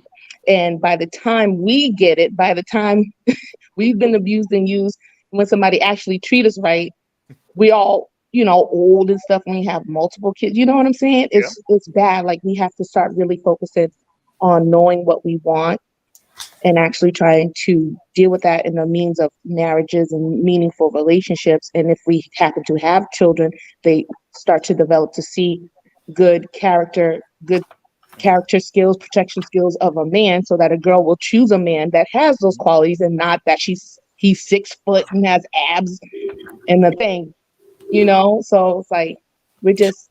Well, so let me ask you a question. And I want to put this out there. I want to, but before you go, Lost Trent, there's nothing wrong with having a guy 6 foot with 6. I want to make that clear, because we make that the point of the conversation. And dudes who 6 foot get that, like, well, dang, why I got to be the bad guy? That's not what we're saying. We're just saying people are set on a thing, and we got to get past that. The same thing. She got to be an 8 or a 10. You know, does she look good to you? Does she arouse you? That's what you're looking for, right? So that's what we're talking about, right? Well, so let me ask you a question. If you knew that the last person you were going on a date on was the last opportunity for you to have a husband or a mate, would you just throw that person away because they're missing something? Or would you say, hey, look, this is it. We're going to have to make this work. Would you do that? Me personally? Knowing full well that this is your last shot, Jack, and that's it. Would you make it work? Me personally, I wouldn't settle for anything because I don't have to. So no, I wouldn't. That's what I'm talking about. That's just me, though. I think that I thought he was that was for asking white wife girl. Oh, okay. But you're a man. But we know for sure Ray is like, heck no, I ain't settling for nothing. Like, go ahead, wife school. I said men always have options because they increase in value as they get older. That's No. only if. That's an if. That wasn't a question. Big if. Oh, so but no, I wouldn't throw the man away. I mean, because like you're not going to get a person that's like 100%. No man is 100%. No woman is 100%. If the only thing that is setting you off is you got a bald spot, you know what I'm saying? That's okay. We can work with that, you know, and kiss the bald spot. You got to make it work because that's not what is going to protect you and care for you and love you at the end of the day. It's actually what the person does in his actions. And so that's what I'm looking for. And if he can deliver on his actions and he's the last man and he may be 5'2", I can take him and I can work with that. I'm a reasonable person. So the reason why I asked that is because we treat people like they're disposable. Am I not right? Am I not right, Ricky? No, We're gonna throw them away and get whatever it is we're gonna get. Man, like, but like what she said though, is a lot of them like that though. Mm-hmm. You see what I'm saying? Hear. Right. There's a lot of let's be honest, ladies. There's a lot of them like that though. There's a lot of the women like that though. No. A lot of women are not like that. No. But you see what we're saying? But there's a whole piece that we're skipping over right now, though. As the man, if you're the 5'2" and that you're the last option left, bro, you want that woman? You want to live that life being the this was all that was left. That's the life you willing to live. That is pathetic. Like, are we gonna skip over that? Like, that's not a thing. Like, what man wants to be with a woman who he knows was the last viable option? You're the last stop on the train station, bro. You want to live that life? That sounds terrible. Because I'll tell you what you're not going to be doing. You ain't going to be fighting that chick off you because she wants to have sex with you. Come on not now. Going to happen. You're going to be begging You're going for to be it. negotiating with her for everything. You're going to pay for every single version of me that she didn't get to have, bro. Ray is on point. Good luck to you. Because you getting every bit of that hate from me. Mm-hmm. Congratulations. So enjoy your life. Hey, booyah. I hope you enjoy Christmas, birthday, and maybe Valentine's Day sex if you're lucky. Gonna have a good one. But I mean, okay, then that's good because if even if he was the last man, he should still have that leverage as the man. If she had to, you know, be in that situation, like I definitely agree, he shouldn't be a sucker. He shouldn't be a punk, and he should definitely be the man. That's not how that works. Okay, I'm trying to be good here. What was the exact question that you asked? You should be. What? Lost in translation. What was the exact question? The question was, would you treat him any different if you knew that was the last person you was ever gonna have a chance with? Period. Would treat who any different? Just somebody who's just not perfect. Put it to you like that. The man. In this case, the man was a short guy. But you can insert anything that you want to insert. That's not perfect in that person's eyes. My thing is the reason why I say this is because we have these imaginary options based upon our social media profiles. You see what I'm saying? We always like to think, well, I got people in my DMs. That's a fact. You know what I mean? And we love to think we got these options, but you know, at the end of the day, is this person Y'all in know your that's DMs? a lie. Y'all know that's a lie. Right? Is this person in your DMs the person you really want to have the ambulance call in case of an emergency? You know what I mean? We don't think about stuff like that. We always think about, oh, he gonna take me out to eat and he gonna buy me a Birkin bag and all this other stuff. But what's gonna happen if you have to go to the hospital and they got to make a decision on if they're gonna pull the plug on you? You won't, you know, these dudes with gold chains on your neck deciding whether or not you're gonna live or die. No. And let me say this: if you got a man who DMing you like that, you ain't the only one, so don't feel special. He got some other people who's talking. Right. You just happen to be the one responding to him. So just I want to make that clear. Stop that, man. That's lame. but you know, That's why my inbox get is with a on do guy- not disturb. if I get I what don't need guy, that negative energy right now in my life. Well, no. What would be funny is if we just had all the women leave their inbox tones on so that as we're having this conversation, we could hear how the mugs is filling up right now.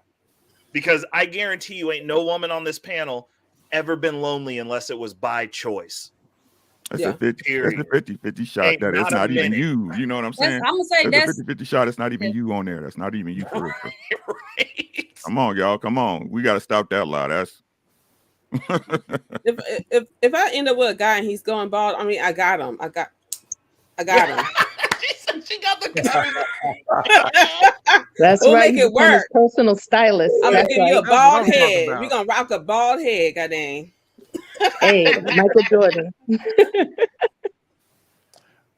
Beautifully animated got clippers, y'all. I'm clipping that. I'm clipping that. Yeah, you the trim too. Come on now. All right, guys, listen. We got to pivot because I want to get us out of here really quickly. So I got one more question, and the question is: should we be training our daughters to be wives? We're gonna react to this, the last video of the night. I want to get you guys' thoughts on this. I feel like I was raised to be a wife. I'm fully equipped. I feel like I check most of the boxes off. I am not perfect, but I feel like I was raised to be a wife in a generation full of men who barely even want girlfriends.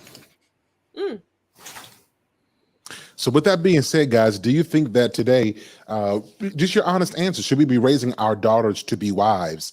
And are men no longer being trained to be husbands? What's your thought? Anybody can jump in. yes and yes. Short and sweet. Yes. Yes. I say yes because if you want your kids to be good at anything, you have to teach them. You have to train girls because in by human nature, we all want relationship. And so by the time she gets into that relationship, it's good for her to have at least some skill, some knowledge of how to treat or respect a man. So that makes her stand apart if she's looking for a husband or just somebody to take her serious, so that she knows how to treat a man, and in turn he can love her, protect her, and carry his legacy, whatever that is. The best way to have success is to create it. So we have to create it in our children, instill it in our children all the way in their subconscious, so that when they get that way, they don't see it as something weird, something foreign, something that's alien, that it's a slavery, that it's a burden. Actually, it's part of who I am. And somebody can recognize that and go back to what we said before. I identify her as a good woman, and I would choose her. Mm-hmm. We need to try something different because that don't need no man generation got us where we at right now. You know what I'm saying? So we need to try something different. But my thing is who gonna teach them? We need an army of wives. You know what I mean? To teach up the next army of wives, and we don't have that. We got a bunch of what we got. You know what I'm saying? So how do we do that? I want to That's my challenge that. question. Lost in translation. I want to challenge that. Should women be the ones responsible for teaching women how to be wives? Isn't that a man's job? Listen, Sir Hill, if they don't value the words that come out of a man's mouth, how they gonna listen to him to get information from him? That's why you need They push dads. back. They push back on Kevin until he died. You see what I'm saying? And They they don't celebrate value what that. men say. It's got to come from women because here's the thing. They all value what comes out of each other's mouths. They emulate each other. They buy each other the same wig, clothes, nails, everything. Their point of influence is from another woman. But if another woman doesn't transfer that guidance from her to a man, say, hey, you need to listen to this man. You need to value what comes out of his mouth. It's not going to work. All the training in the world ain't going to work. Kevin had to shock the world with some of the stuff he had to say. You know what I'm saying? And I sat there every night and watched him do it. And it was like, I can't believe this. Every night it's the same thing. And there was everything that came in his mouth was a shock. It wasn't a shock to me because I heard it every day. But for a lot of women, they don't have that. They don't have that type of stuff. And that's the reason why it moved the way it moved. So it has to come from the women to say, hey, you need to learn how to value what comes out of a man's mouth. But if they've never learned how to value what comes out of a man's mouth outside of consequences, then we in trouble. Yeah, we need dads. We Women need men. themselves a lot of times when they talk to Kevin Samuels. You see how they humbled themselves because they respected the information that this man was disseminating. Right. So when Sergio asks whose responsibility is it, I think it's a collective effort, just like it's a collective effort from husbands and wives or mothers and fathers to teach sons how to be husbands and fathers. It's a collective effort. When I think about this, I think about the yin and the yang, and the yin and the yang is the balance of everything. With men, we do not capitalize. We don't have the capitalization on teaching. Teaching also comes from women as well, because we can't teach that feminine portion.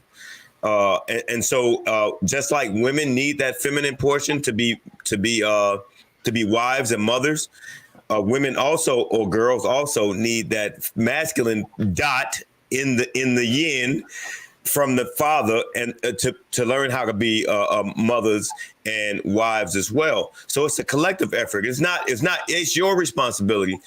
No, because what comes from a man is, hey, how you need to treat a guy like me. If a guy like me is treating you like I treat you, then this is how you reciprocate. And so a mother says, well, if you get a guy like this is what I would do. The teaching comes from both ways. So here's my point. We all have a lot of work to do as men and women. Our community is broken, and it's broken to the point where people say we don't even have a community no more. And my heart aches when people say that, because community can simply mean at the base that we have something in common. So when people say we don't even have a community, that means we don't even have nothing in common. Our skin tone, we have the Black American experience. We have something in common. That's why we can look at, if I see you in a room, it's full of white people, and me and you, I see you across the room, we nod. We know what's up. We got a connection. That's fam right there. I don't even got to know nothing about you.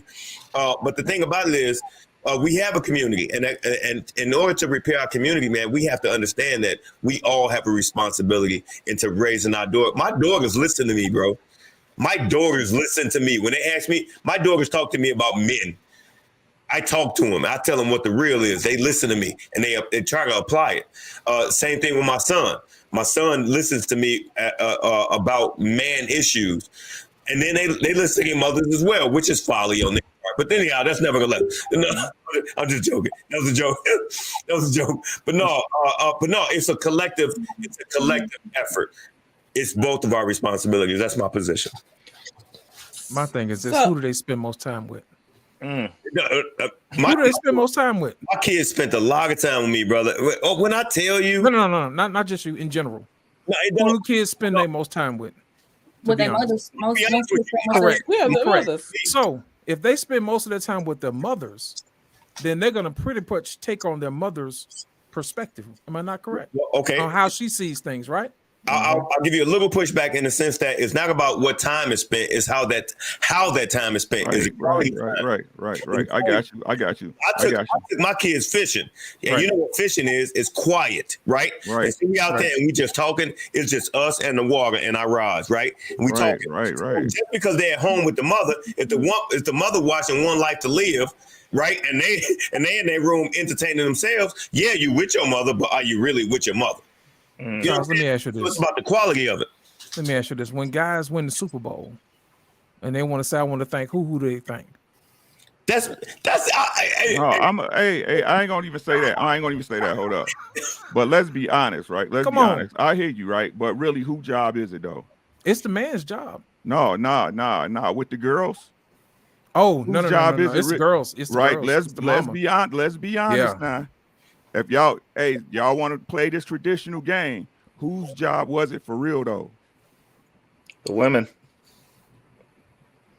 See, that's what I'm telling y'all. Somebody lying. I disagree with you, but I mean, y'all entitled to y'all perspective. No. So Charles, I hear what you're saying. I hear what you're saying. For real. No. But I'm saying for real though. If it came down to it, right? If it came down to it, and it was perfect, right? It was perfect. You would raise your son under your steed, and she would raise the daughter. Correct? Come on now, y'all. If we talking about perfect circumstances. But Ricky, this is how it plays out, right? When I go out with my daughters, right, and I open the door for her, Right. She's seeing a man that she respects doing something. Understood. Now, when years down the line, when a man that she respects open the door for her, she know how to respond. Right. I told her that. Is what Well, I'm saying. Right. So let's look at this from a historical standpoint. If you're a productive male, you should be outside of the door, outside of the home, hunting and bringing back stuff for the family. In a productive ambient situation, the woman is placed in a position to where she can be feminine. She is at home, grooming and raising your legacy based on the values and principles that you've set forth for that household. So you're not around. And generally speaking, when it comes to boys and girls, you're only going to have a great effect on the son because at a certain point he becomes of age and he should be taken under your covering to show him how to hunt and provide for his family. The daughter should not be put in that position.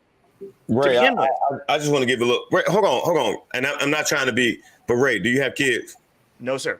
Okay, all right. So and for men, listen, when you love your kids, bro, you find some kind of time. Like what I'm saying is I worked hella overtime. Working for the electrical utility here, hella overtime. But you know what I did? I took my kids go-kart riding, fishing. I did something with them that was quality time.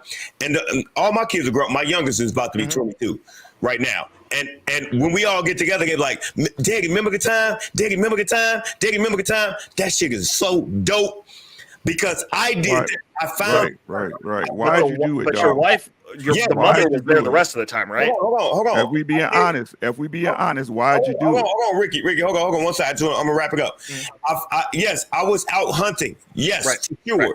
But when I stopped hunting, it wasn't just I isolate myself in the crib. Y'all get away from me. No, I'm not hunting. So now I can that little dot in the yang. That's the feminine. That's when I go into my nurturing. I'm nurturing as a dad because I'm not all disciplined. I can nurture too. I can hug. I can kiss. I can listen to you. Hey, what happened in school today? Oh, little Johnny did. I'm not hunting no more. So let me interject something really quickly, and then I want everybody else to get in here. Here's what I've observed: the younger the child, the younger the child is, the more involved the mother is. As the child becomes of age, she becomes less hands-on. Most men are less hands-on early and become really, really involved as they get older. So if from that perspective, who's really raising the young girls to be wives? I'm still, my position stands. And that's the thing. I'll take your position. Charles, I'll take your position, and then I'll raise you. I'll raise you one. I heard that talking point once before. I'm gonna give. I'm to your point. Let's say you're right. Is the woman's job is she's doing that? How was that turned out? What do you mean? In terms of wives' readiness, wives today, their readiness to be wives, how has us men leaving it up for mothers to train? How is that working out for the culture as it is today? Well, and here's the thing though. So if we're really interested in raising our daughters correctly, then why would we leave that up to someone else? And if we don't know what the curriculum is for the teaching, well, here's what I'm saying. If you have a wife, she should be able to replicate herself. What you should at the very least be overseeing that. Here's the thing though. You know what some of these modern mothers think is good mothering these days is buying their kids designer clothes and giving them tablets and decking their room out with the biggest TV. That's mothering these days. And if a father isn't overseeing that and saying, yo, wait a minute. I created this environment for you to do that, but you need to be a little more hands-on. What if a dad left that to the mother to do? What I'm saying is, bro, I'm gonna be honest with you. I was involved with my children from the time they were in the fetus. I'm talking to the belly. I'm connecting early. I don't leave that to I don't know what his talking point came up that I come in when they 5 and then, hey, I'm your dad. What's up? Like, no, from the time I'm there, I'm cutting the umbilical cord. If I could show y'all the stuff that I saved, I was involved early because I wanted that connection early so that when I say something to you, Like me and my daughter just had a very serious conversation, and I hurt her feelings because I had to. But she could not disrespect me because why? I created that connection from the time you were in the womb, baby. So you can't say nothing. I'm telling you what's right, not what you want to hear. Yeah. So what I'm saying is it's a I want collective. to that point before you go. What I'm saying to you is that you probably have set her up to know how to be a good wife because she understands how to hear and respect a man. That's the whole point of what I'm saying. Right. If more fathers were hands-on, because the truth is, I'm going to say something that's unpopular. A lot of husbands have to raise their wives. Shouldn't have to, but I'm telling you what actually happens. A lot of men have to tell their women how to be feminine, how to sit back and chill, how to be respectful, how to save money, how not to be so emotionally driven. So in some sense, a lot of men are raising their wives to a degree because their fathers either didn't do it or they were with women who didn't raise them. So this is what I'm saying. It all falls back on the leadership of the man. Now, he can't show her how to be a woman, but setting that curriculum, and I love that word you used, setting it up as to what it's supposed to be, I think it's wholeheartedly a man's responsibility to set that tone. Yeah. That's all I'm saying. Can't just be totally hands off, man. This is serious business. When we talk about, I mean, if you think about it, you're not just enjoying your children, you're raising someone's mother, someone's father, someone's in whatever position they're gonna be in life. That is serious. It's freaking. You know what? I'm gonna go back and repeat what you just said a minute ago. You said that if the mothers are raising their kids and their form of raising them is buying them clothes and Gucci bags and all this other stuff, these are the type of men that these women are picking. Facts. They're picking the guys that's buying them Gucci bands and Gucci belts and all this other stuff. But that's the reason why they're picking, because the mothers are raising them to pick those type of men because that's how they're mothering. Right. My original premise is this: the women are going to have to be the ones to raise the wives because they are the ones who have the influence. That's not true though, brother. I would say the man. Where's it coming from? Dorbin, bro. I don't know Where's it coming from? Lost in translation. Like, I'm listening to you, and I like your perspective, but I honestly feel like, and I can speak from personal experience and a lot of stuff that I see with women going on right now. I would say it would be the men as opposed to the women. You get what I'm saying? Because you look at a lot of stuff going on with the mothers, right? A lot of failed situations, right? A lot of failed situations, and after that, you still have women that's not wives or not in healthy relationships. But if they had that male figure in their life early on or bringing them up, then the results would be differently. So I would say men, because it's just something about a man assertiveness that makes the situation a little bit better, make it easier for a woman to be who she's supposed to be. Right. Who's supposed to grow into. So I would say a man and not a woman. Here's what it's important. Go ahead, sir. Because a man teaches a woman how to understand a man. That's the whole point of what a father does. Right. So when a man gives, most of these women can't be in relationships because they say they want authority until that authority is directed at that woman checking on some bad behavior. It's authority when he's fighting for her or going to chase that bag, but when it's time to bring correction to the wife, then suddenly that she doesn't want that kind of authority. So a father who teaches her and conditions her that a man who is intentional, his energy is going to change based off the circumstance. So that's what I'm saying. It takes a man to be in her life, and I think particularly for today, I can't go back how it used to be. For today, I think the people who need to set what a wife should be, it has to come from men. Women have to know how to get along with men, what men expect, and for it to be clear that if you're unwilling to try and give the effort, you're going to be left alone. I think it's men's responsibility as it stands today. Anybody want to chime in on that? I totally agree. All that I've learned that helped me in my feminine journey has been inspired by men. First, I grew up with my dad in the home. My dad was like preacher. Okay, so I'm a preacher's kid. So don't have y'all I know what y'all thinking. So even with my dad, he was there. He was on my back. He had expectations from me as his daughter. So it was easier, even though it was tough. It was easy to, try to. How do you say, I wanted to make my dad proud of me. You know what I'm saying? So when you get a man that knows how to lead you kind of want to make him proud of you. You know what I'm saying? And like you want to be there, you want to do those things so it can translate later in your life if you do have a man present in your life that has expectation that he's just not gonna, you are the princess in his doll or whatever, but he's like, yeah, you need to get these grades up, take that dress off, respect yourself. This is what men do. They give you the game as a young lady, and then they're gonna correct you. They're the first ones that put that correction in our hearts and conviction. And so what's unfortunate is that sometimes the children are growing up, the women are growing up without it, so that when we do start hearing content like Kevin Samuels or actual people that are trying to help, it's just a cognitive dissonance because they don't understand it. But it takes time. It takes so much time, and that's where we are right now. We're like at the borderline of some people are going to be on board and some people aren't. And so you do need a man. You do need a man to help cultivate a girl, because girls are daddy's girls, and they help us, they love us. And so when we already have that, we don't have to go seeking for it in somebody that's not going to transition to that next man in our lives. You know what I'm saying? We do kiss a couple of frogs, but it will definitely help, because if you have your dad there, I can bring home Lost in Translation. Like, hey dad, this is Lost in Translation. He's like, oh, he ain't no good. You know what I'm saying? We don't have nobody to help us pick as well. Dads are very important. They can see through the BS of other men and help us, even though we don't like it. But men are very important in becoming women, becoming wives, and helping us pick our potential mates.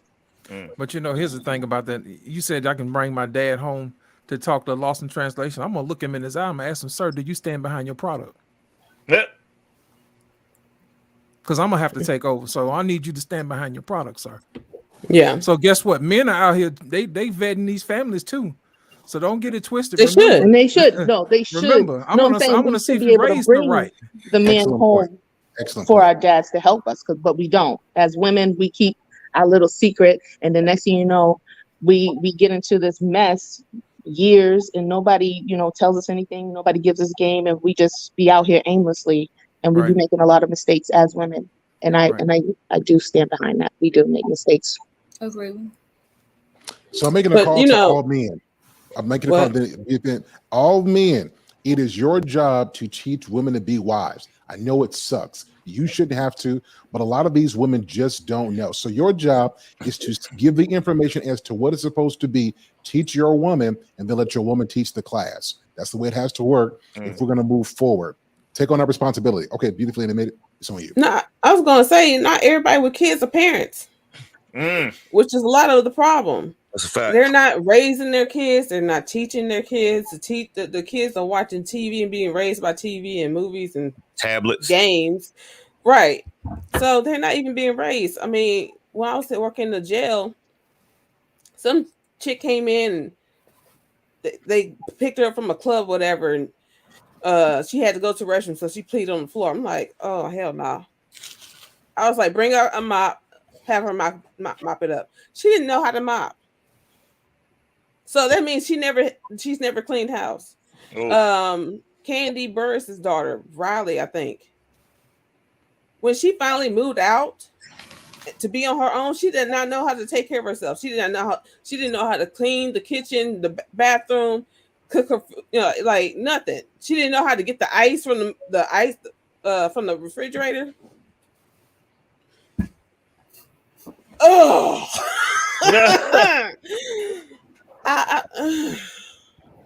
They didn't teach her nothing, and you know what? So I'm bringing up Candy Burris because it doesn't matter how much money you make. You need to teach your kids how to take care of themselves, how to wash their clothes. You know what I'm saying? How to wash dishes and make sure the dishes are fully clean. Not pick up all these silverwares and get your towel and think that's clean. You got to do it individually. Hold on, beautiful. I want to give you the full screen because you're preaching nothing but the gospel. You go ahead. No, I mean really, and that was something my sister told me that her cousin did. She said her cousin picked up a whole heap full of plastic silverware and and she put it in to be drained or to be rinsed, whatever. You didn't clean nothing. That's where COVID came from. Facts. The facts. That's exactly what I was about to say. You know what I'm saying? COVID-15. So crazy. And if you do your homework on STDs are not only transferred through sex. You can get them from a toilet that hasn't been cleaned.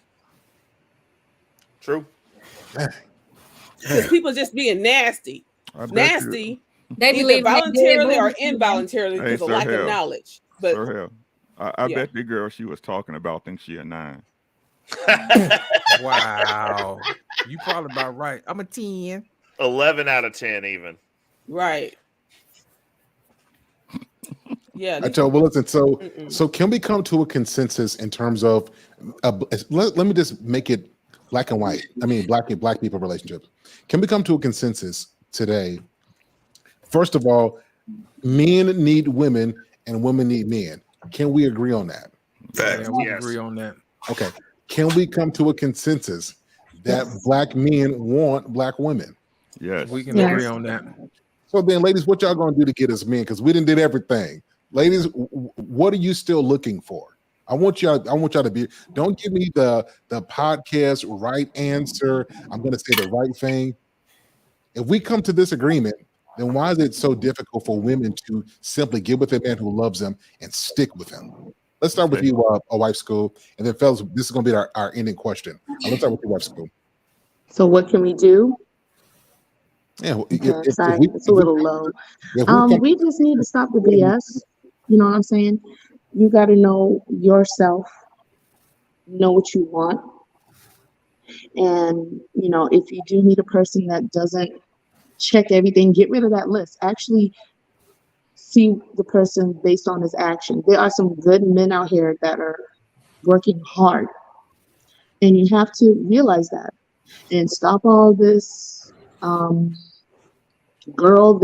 empowerment. Girl, get away from that. That's just going to send you right down to the wrong end of dying alone and a cat and dog, whatever.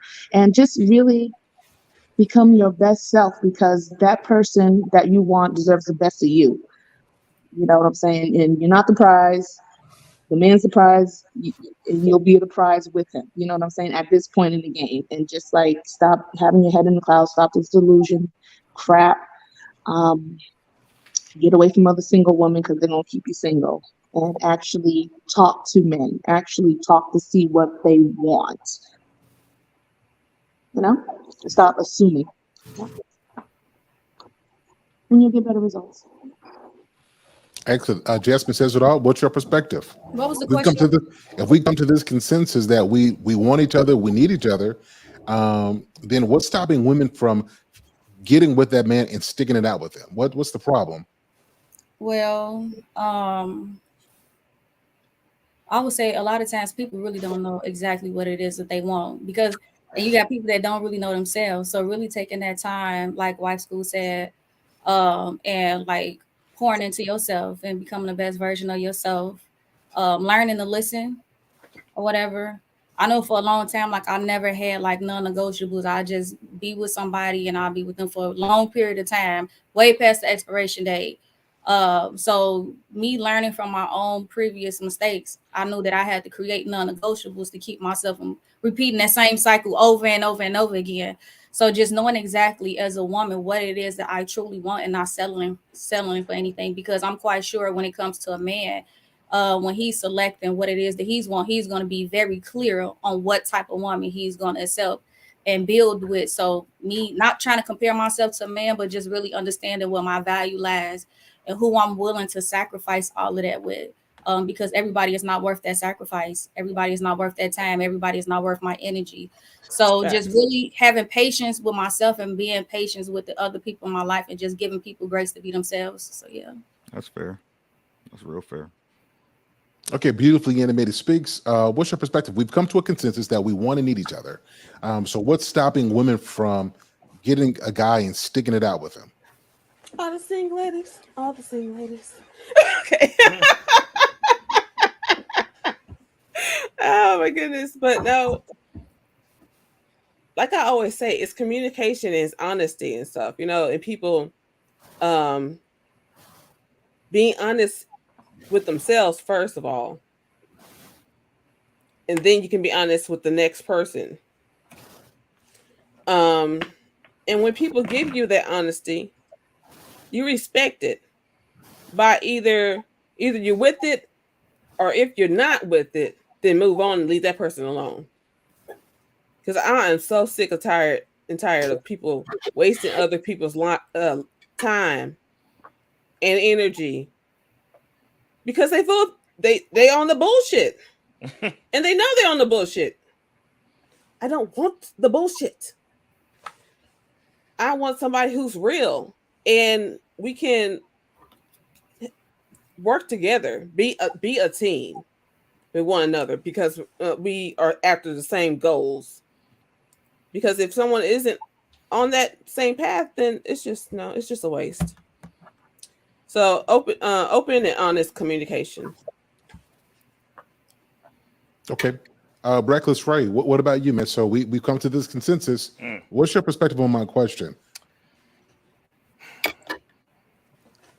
I think that it's going to boil down to nature running its course. Because the reality of it is, if we look at the numbers, 85% of men who are black are marrying black women.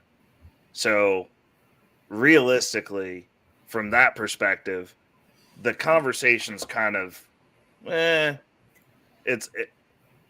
what point are we going to start giving the grace that needs to be given within the community? Mm-hmm. When are we going to start viewing men as men and not grown age children? Because that's an issue. When are we going to start raising our children to not have contempt for men? Because we have a couple of generations of these single women that are out here strong and independent and don't need no man. And they're raising their daughters to be the strong man that they don't need. And men are not out here trying to marry men. We're not doing it. Can I ask a question real quick? Yes, sir. Scenario. It's 2:00 in the morning and it's a baby walking in the street. What's the first question you say? Well, her mom at? Why is she outside at 2:00 in the morning? Why is she in the bed? It's 2:00 in the morning. As a mother, I mean, because I have a child, and the first thing I could think about is why your ass ain't in the bed, sleep at 2:00 in the morning, and how the hell you get outside at 2 years old at 2:00? Somebody's lying. Wait, I'm telling y'all. Wait, somebody's lying.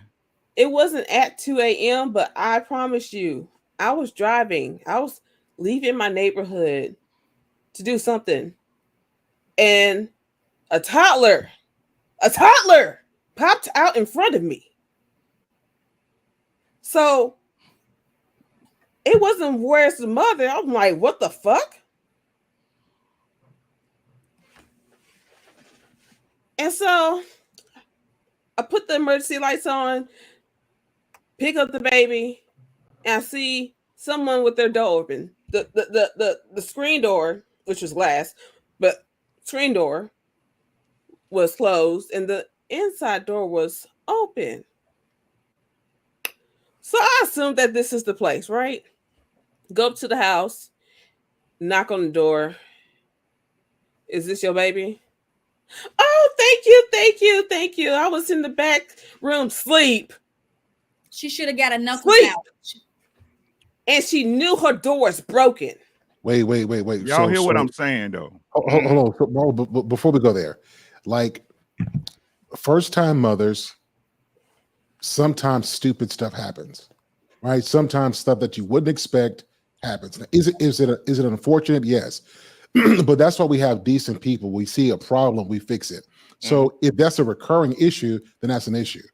But sometimes mothers can be exhausted, and you all know this more than I have. Yep. So sometimes you fall asleep, and you don't even realize because you've been that exhausted. And your kid, these little mutant kids these days, seem to be much more mischievous than they used to be. Yep. So they can unlock your phone, go outside, do stuff. So I don't want to use that example as to say that parent isn't a good parent or I didn't say just that. because that's No, I happened. didn't say that. Ricky, I'm not saying you did. I'm saying she knew the front door was broken. Like the I'm lock not on the even- front door was broken. So therefore, knowing this, you should have put the kids in the back, or you should have put something in front of that door, whatever, to make sure that no kid can just walk out freely.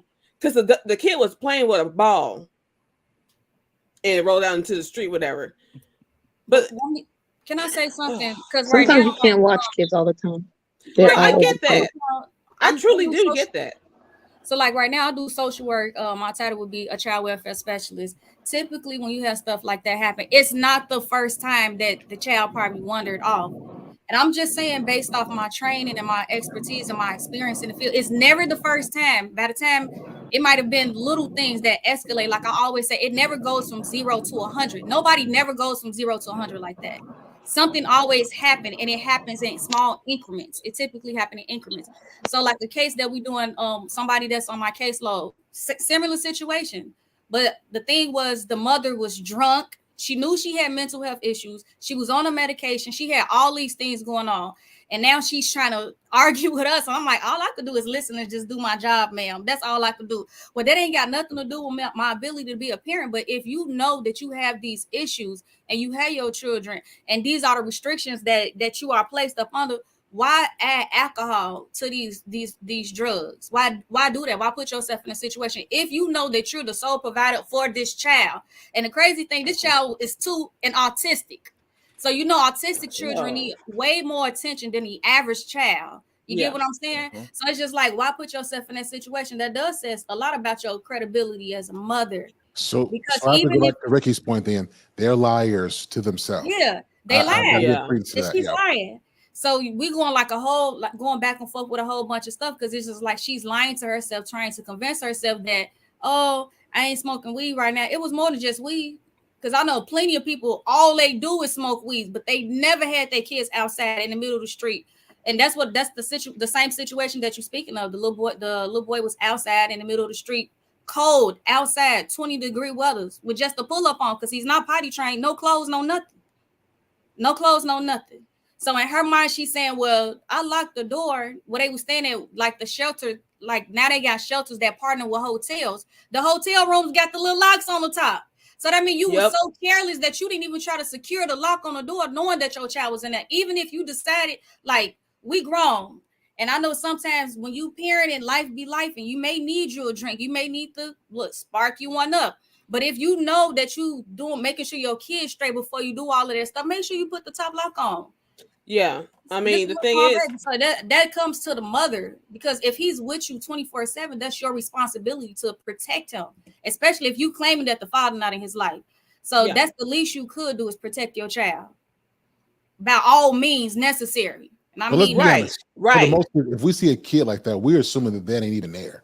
Because for the most part, when daddy's present, it's something instinctual. That stuff that unless he does out of his mind, we assume that the kid is just with a mama. We don't assume that daddy is even in that situation because that don't even sound right. So to answer Ricky's question. Well, the thing is, I've been in that situation also. At my dad's house, he got one of them doors where it can be locked on the inside, but you can still twist the knob and get out. But on the outside, it's locked. You can't twist the knob and get back in. So, and I was sick at the time, and I heard the front door. I'm like, Dad. He answers me from his bathroom. I'm like, I know I heard the front door. Right, go out the front door. There's my baby. I'm like, oh no, because she don't do it at my house, but she was able to get out because I forgot about the knob thing. So we had the chain, like you were saying, on the door and stuff like that. So I put the chain on the door, and I'm like, hey, we're gonna have to teach her not to mess with the front door and all that stuff, but we'll use the chain to make sure that while she's learning, she can't go outside. Well, my dad wanted to argue with me about how we teach her. we need to teach her. We don't need no chain. I'm just like, no. My kid, my rules. We're not taking no risk. You know what I'm saying? That's my point, because she's learning about the doors and the dangers, stuff like that. So we're gonna use a chain. And if anyone comes to the house, we'll just undo the chain, let them in, and then put the chain back up. I'm sorry. People be trying me about my kid, and it's like, no, I'm not the one. Hey, I think that's what any parent should have about their kids. So much respect to you on that one. Yeah. But anybody, I want to resend it so I can get us out of here. Lost in Translation podcast. We agree we need each other. Black men, black women need each other. Right. Why is it so hard for our women to get with a man and stick with him? What's the issue? They don't see the value in men most of the times. And it's kind of hard for you to sell something that nobody ain't buying. You see what I'm saying? That's the hardest sell in the book. If all you've been taught your whole life is that, men ain't this and men ain't that, then why would you see the value in it? You know what I mean? You only see value in it when it comes time for you to cash in, you know what I mean? Or cash in prizes or whatever, you know what I mean? But until we teach people that men are wise too, and they're good leaders, and you would be blessed to have one, then that would change the dynamic of what we have today. I honestly believe that. Because think about it, when we were boys, you just couldn't wait till you got a girlfriend because you heard they was full of sugar and spice and everything nice. Man, you see what I'm saying? You couldn't wait to get a girlfriend. You know what I mean? And everything you knew about girls was all pleasant and sweet until you got your heart broke. And then the reality hit. You know what I'm saying? And you was like, I'm dealing with something different. Y'all lied to me. These ain't the same girls that was full of sugar and spice. You know what I mean? My red pill happened when I found out women fart. Like, I wasn't taught that. I'm being honest with you. I never knew certain things because where I grew up, women didn't do certain stuff in the open. They went to the bathroom, took care of stuff. Like, seriously, I didn't see some stuff. Right. And I was with a girl, she was musty and she farted. Damn. I'm like, oh no. She didn't respect you. I'm sorry. No. She didn't respect herself. No, listen. She didn't do it by me. She did it. You know how that the fart is trapped in your clothes? You think you think you left it around the corner and it come follow you? That's what happened. Sir Hale was like, how dare this hoe fart around me? No, listen, it wasn't around me. It wasn't around me. She went around the corner, and I guess it came with her afterwards. After that moment, it was done. That girl was right. She tried. She had it in tow, baby. She tried to hide it. But here's my thing. My thing is you have to transfer the value. You know what I mean? And it's got to come from somewhere. Mm-hmm. And we got to stop bad talking each other, man. Like, for real. That's bad advertising. That's why usually when people start talking about men around me, I was like, don't do that. That's supposed to be your protector. And here you are selling a bad bill of goods. You know what I'm saying? Yeah. You have to edify your men so they can lead. You know what I'm saying? You got to transfer that power and just say, hey, that's my man. And he can get it done no matter what. And if he can't do it, he knows somebody that can get it done. You know what I mean? Mm-hmm. Speak with authority and the power behind that. And then guess what? People will start listening to your man and they're going to start leaning on him for stuff. And he's going to be a leader in your community. And at that point, you'll be proud that you got that man. You don't have to wait and go steal somebody else's husband or somebody else's boyfriend or whatever it is. And you speak with authority behind your man. And guess what? He going to be the man. But my thing is this, we have to make sure that these women understand. You don't get no ready-made man. You get the man that you build. You get the man that you work with. You get the man that you work with and grow with. That's the man you get because that's the man you're going to earn. You see what I'm saying? So we got to make sure that we keep our mouth off each other when we talking bad and start talking good to each other, man. Start building each other up. You know what I mean? Right. And that's how we going to get over. Yeah. That's how we going to get over. I like that, sir. Sir Charles, the question is on you. We need each other. What's going on with our women? Why can't they get a man and stick with him? Well, I'm going to try to stick to the question, although I do stray occasionally. You know what? I think because, again, I like to point to women's insatiable appetites for everything man. And And the thing about it is, like I said, I've seen it in real time where women get the man of their dreams and then they take him for granted. And suddenly that man is beneath her and she feel like she could do better. Which is equivalent to that joke about the husband store where women just keep going up floor after floor. And then pretty soon they realize they played themselves. Oh, damn, ain't no more men here. That's the thing. It's the insatiable appetites. But however, I want to come back to the point of men, if we are leaders, if we call ourselves the heads, where the head goes, the body will follow. And that is true both literally and figuratively. Where the head goes, the body will follow. Women only do certain things because either A, we're gonna have healthy heads in place, or two, you see I switch it up, A or two, that there is no head at all. And so what nature has a tendency of doing is nature has a tendency of correcting itself. There's always going to be a hole. I always refer to the yin and the yang. There will always be 100%, always, right? So when the masculine of the whole is missing, then by nature the feminine assumes more of the masculine. And so is the same for the reverse. The thing about it is, men, if we want women to change, we have to perpetuate the change that we want our women we want to see in our women. It has to start with us. And so, but the thing about it is, we accept so much behavior from women because we aren't in control of ourselves. A person that can say no. A person that can say, I'll say this real quick. I just want to clarify something you said. I want you to keep going, but I just want you to clarify. You said men have to perpetuate what we want to see.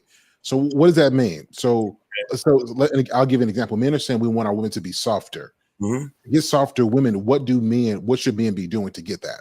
I'll tell you, you don't associate with women who are not soft. Women don't want to be alone. So why are we associating? Why are we placing women who are not soft in full association categories? What do you mean by soft? Whatever it is, I'm saying for feminine. I'm saying why are we placing undesirable women in full association categories?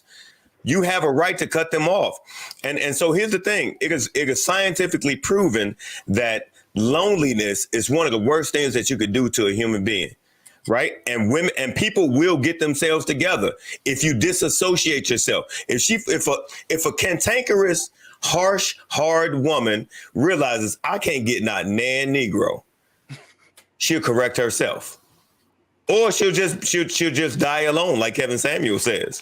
And that's neither none of our business because we found that soft woman, right?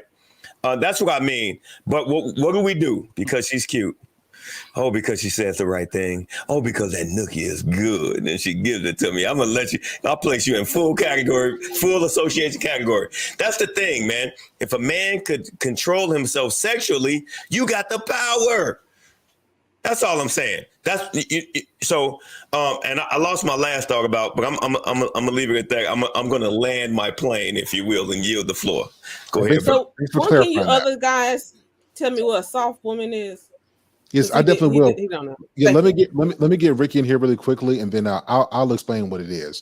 Ricky, the question is on you. We need each other. How come we can't find a man and stick with him? Because, ladies, the man you want is either your standards too high for him, or he's not available. For me, yeah, it's been a lot of them not being available. Or that means he doesn't exist if he's not available. No, I'm saying I found people that I connect with, but they're with somebody, so it's not okay. that So they don't exist. What? people are not like space. That's not possible. Right. He They has don't someone. exist. Right. As soon as he break up with say, I'm my dad and stop lying. Don't exist. Right. Either your standards are too high or they don't exist. Plain and simple. That's where y'all at right now. Mm.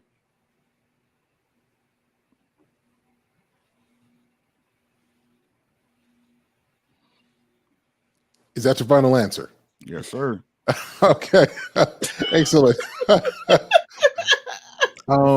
Ladies, it's important. Like we I don't think we really exhaust what being soft is. Because if you're sexy, the softness is not needed, because we can use the sex to justify the lack of soft, because the sex is where we find it at. That's what we want. But men are changing, and we're starting to realize that you can get it anywhere today. Thanks to feminism, we can go get it anywhere. So that it's no longer the reward. Men are requiring something because we want to live long and enjoy our lives. In order to do that, we want soft women. Now, when I say this, I want all the women who have degrees, all the women who are in the professional world, all of you women who are in the corporate world. I don't want you to attach weak with soft, or he want me to be docile, or want me to shut up, or not be intelligent. No, that's off the table. We're not doing that. That's a deflection. Soft means a couple things. You should not ever be arguing with a guy. You shouldn't be that back and forth stuff. If a man, you can disagree with him, you can have a difference of perspective, but this going back and forth and you're going to match energy, you're going to point, you got to clap. No real man of success means you clap once, you're going to clap yourself out of his life. Period. Because that's aggressive.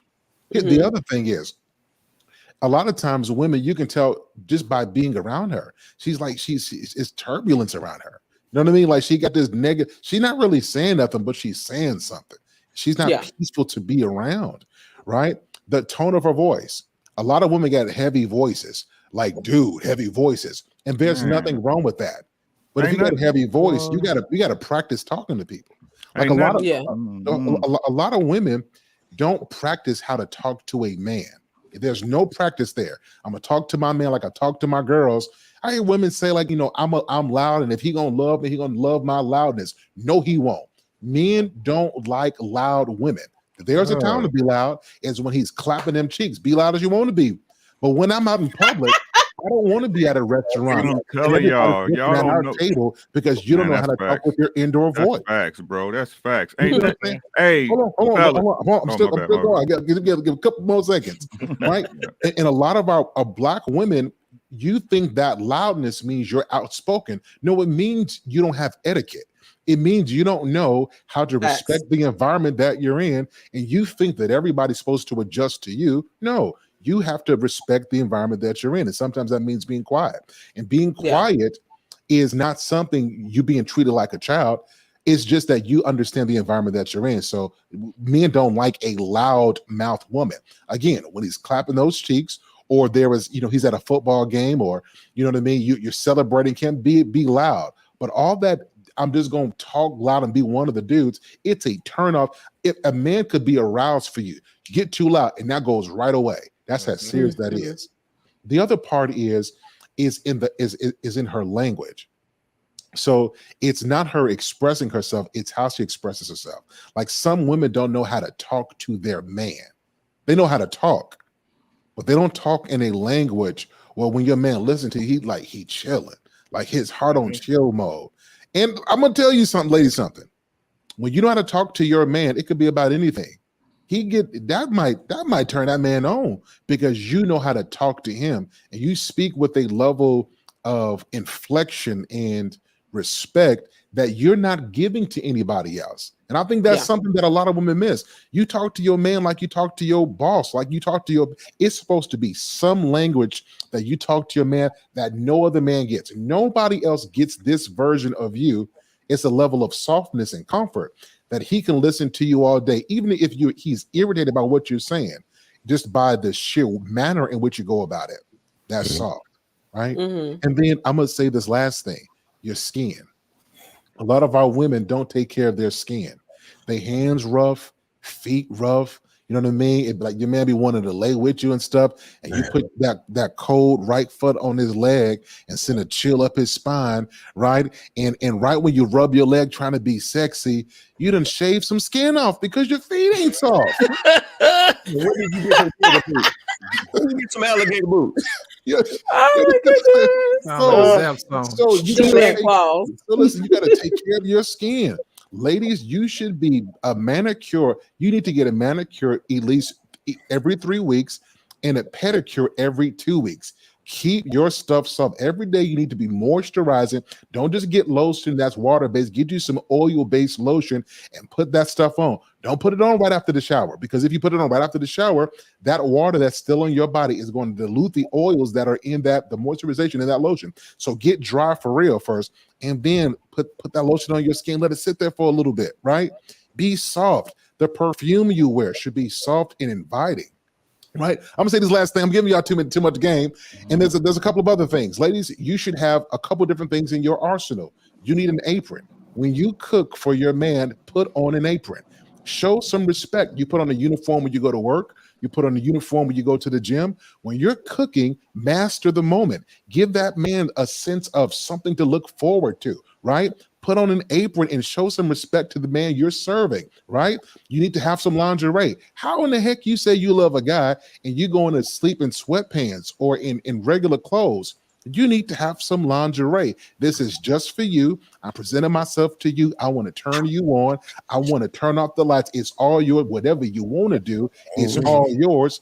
You need to absolutely have those things. The very final thing that I'll say is you have to be able to listen to your man. And when I say listen to your man, I don't mean you listen to his words, listen to his heart, so that he doesn't have to keep adjusting how he says it for you to get it.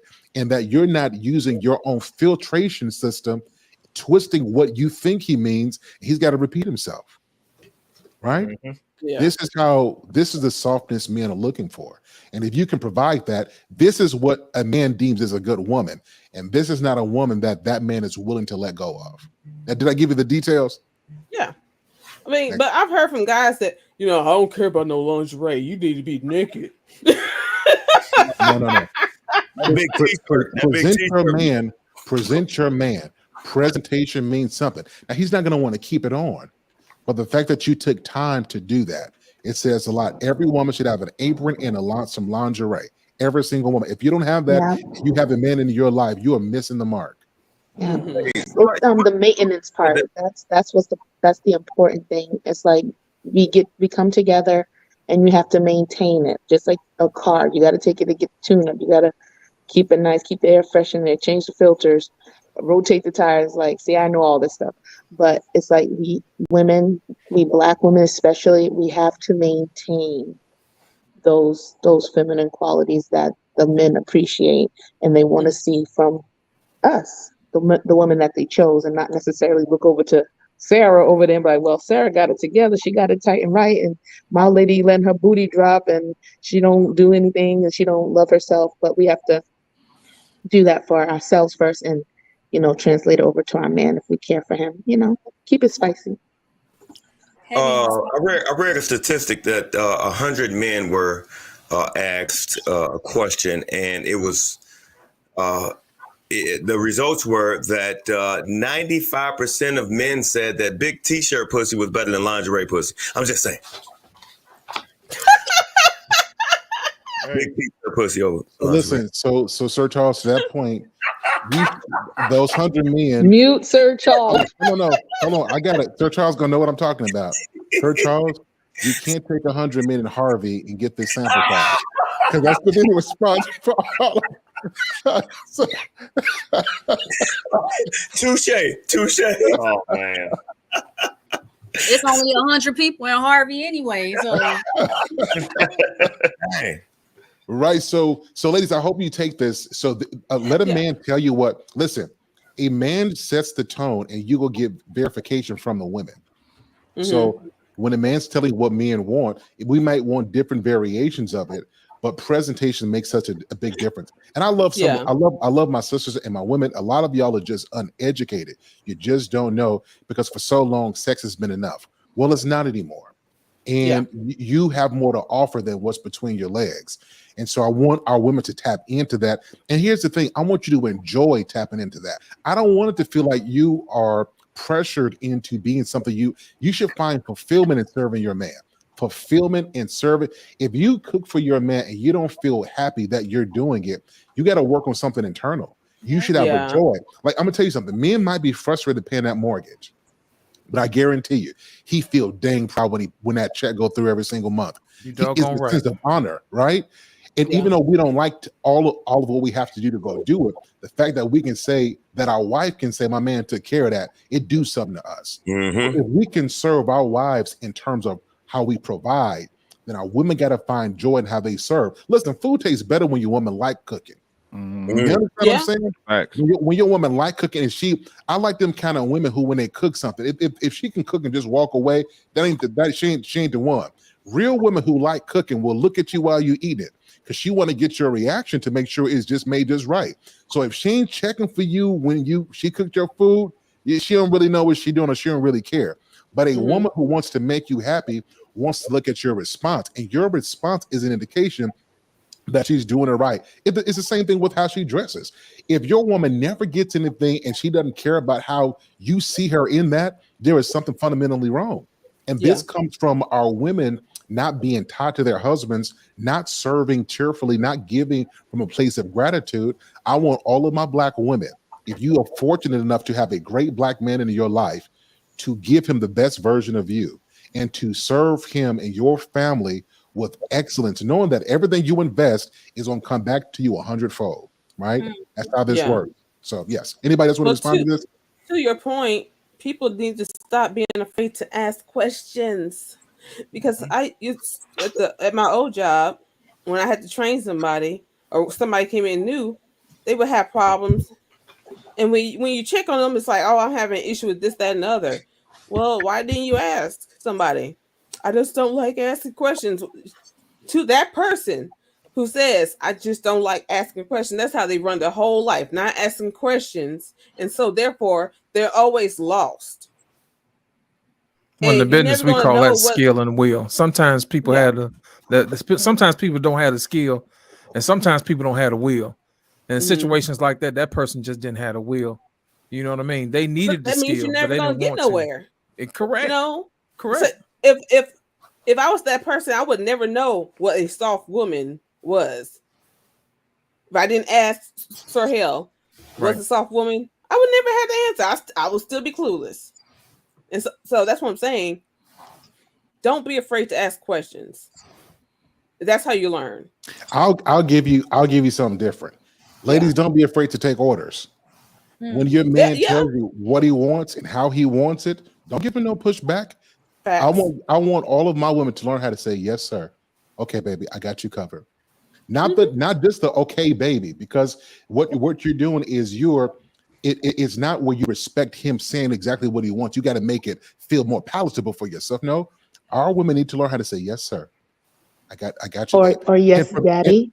And hold on, exactly. And for men who are not used, it's going to be a shocker. But this is how we have to change our stuff up. Like when I talk to my wife, I'll say, hey, not only hey, babe, but hey, my love.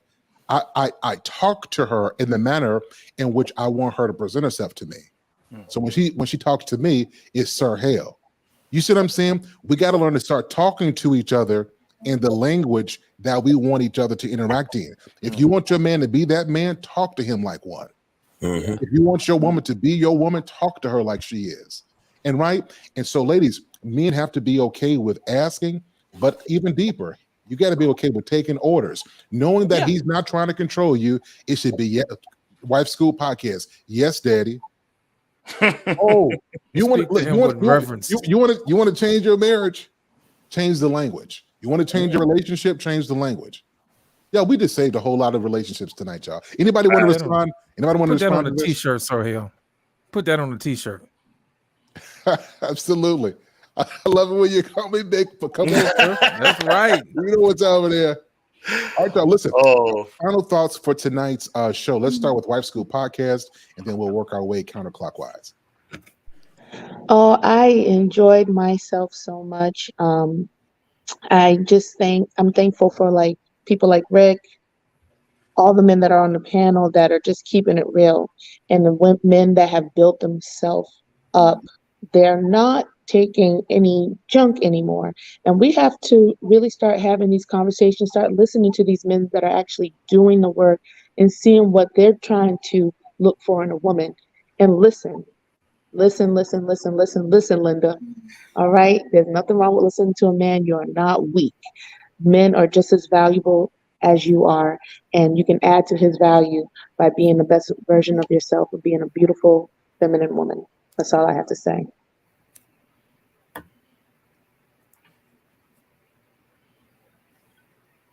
Oh, okay. Well, thanks for having me. Again, it's Sunday. I would say when I think about relationships, everything is a gamble. And I know we all working towards having meaningful relationships. Men want women, women want men. We already clarified that.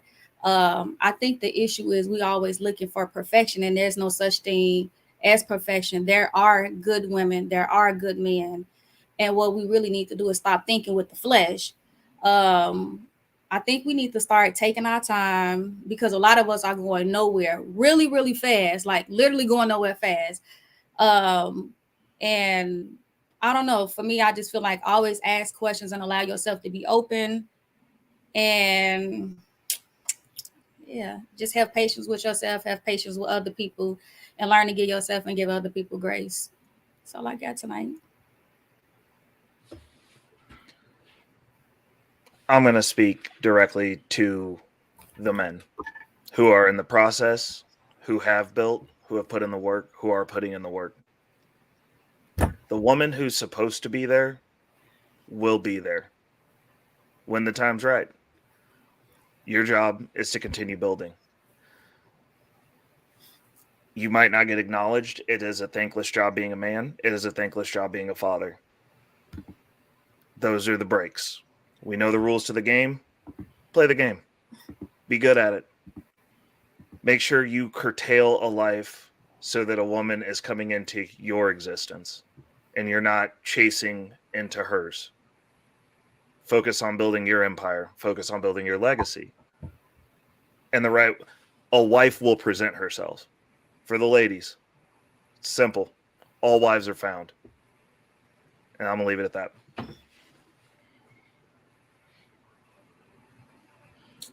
Well, all I gotta say is, first of all, be open and honest with yourself. That way you can be open and honest with the person you want to build a relationship with. Don't settle for anybody. To settle is to suffer. You're not going to be happy if you settle. Don't be a person with kids. Be a parent. And parents teach their kids how to be self-sufficient, how to be wives, how to be husbands. Those things are taught. If you throw your child out into the world without teaching them these important things, you have failed your children. That's all.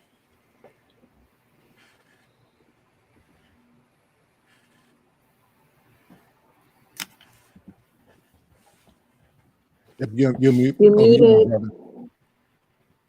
Thank you. Let me go and repeat that. Sir, thank you again for allowing me to come up tonight and grace the panel. Thank you all for coming out tonight. I enjoyed myself. I learned a lot this evening. And my final thought for this particular situation is to make sure that we hold each other in high regards. It's kind of hard for people to take you serious when you're tearing somebody else down. You know what I mean? Get in the habit of building somebody else up. Always have something positive about somebody to say, because remember, in the back of somebody else's mind, they're going to hey, if they always got something good to say about them, then they probably saying something good about me behind my back. So my thing is just get good at complimenting people. Find something that's good about that person. Give somebody some joy from time to time. Also, my last thing is for the men and the women. have a blueprint for your family. What do you want your family and your legacy to look at? And break that down into small pieces over the rest of your life and work towards that. And make sure that you make your last name mean something. You know what I mean? My thing is this: enjoy your life while you have it. Life is too short, and make every day count. Thank you, Sir Hal.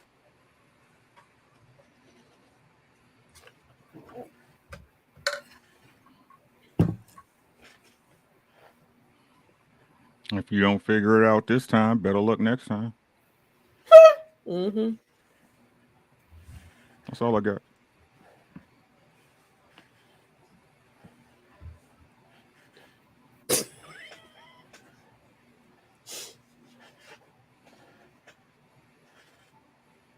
And you're muted as well.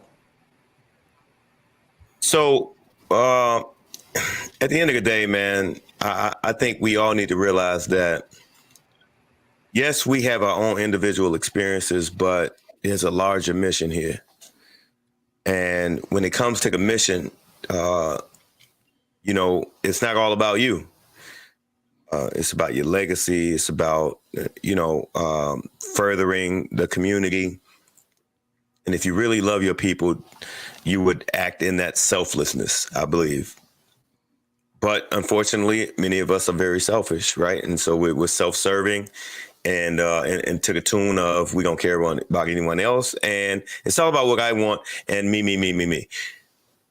We're doing our whole community a disservice with that. So I just ask that we all just look at the large picture, man. And yeah, you might not have everything that you're looking for from a potential spouse or your potential or your specific family makeup, but are you doing the community a solid? Are you adding to the community?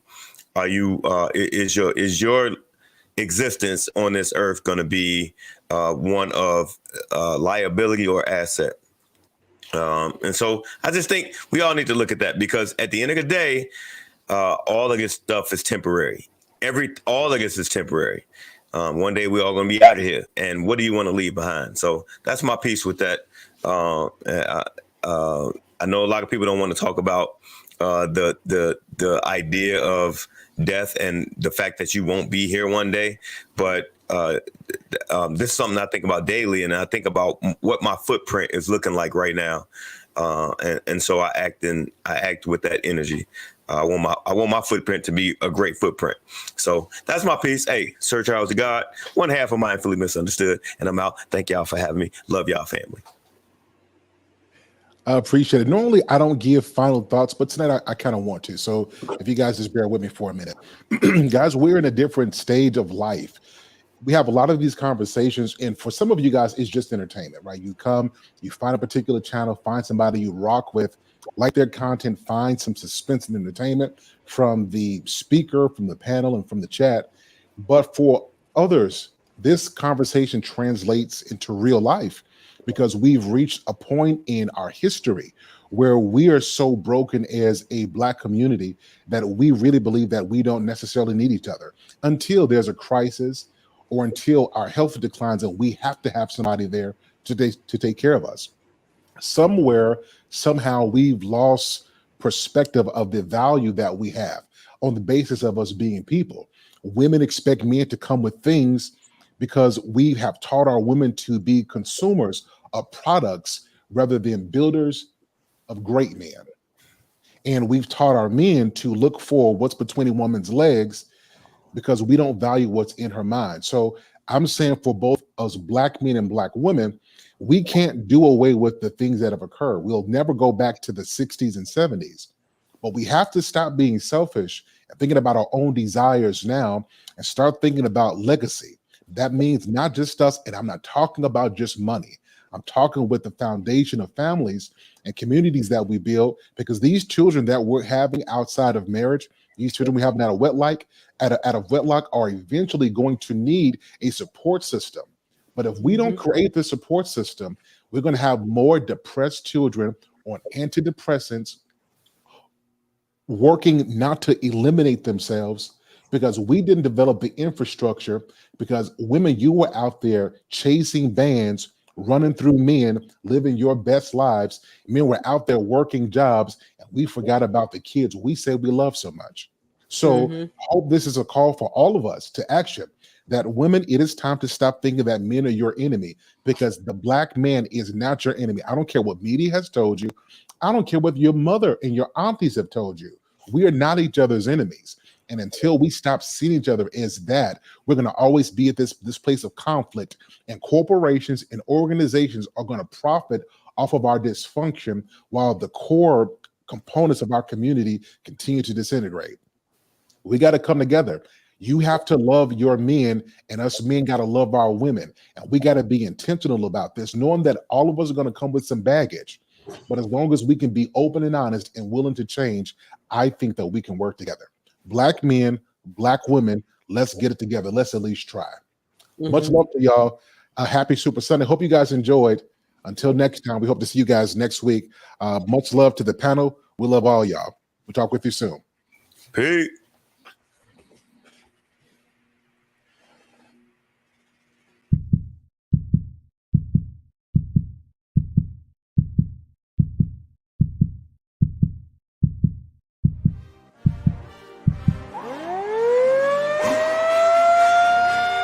May I have your attention?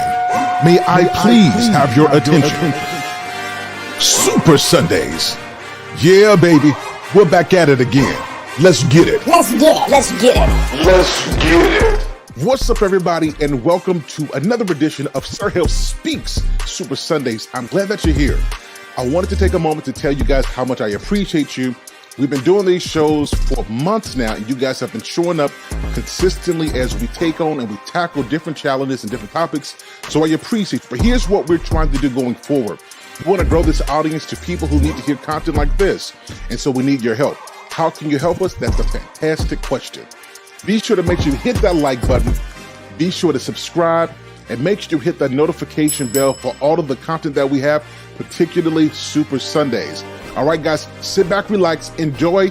Make sure you invite somebody to Sir Hill Speaks Super Sundays. We're getting ready to go in. We're going to have a good time. Happy Sunday, everybody. Let's get to the show.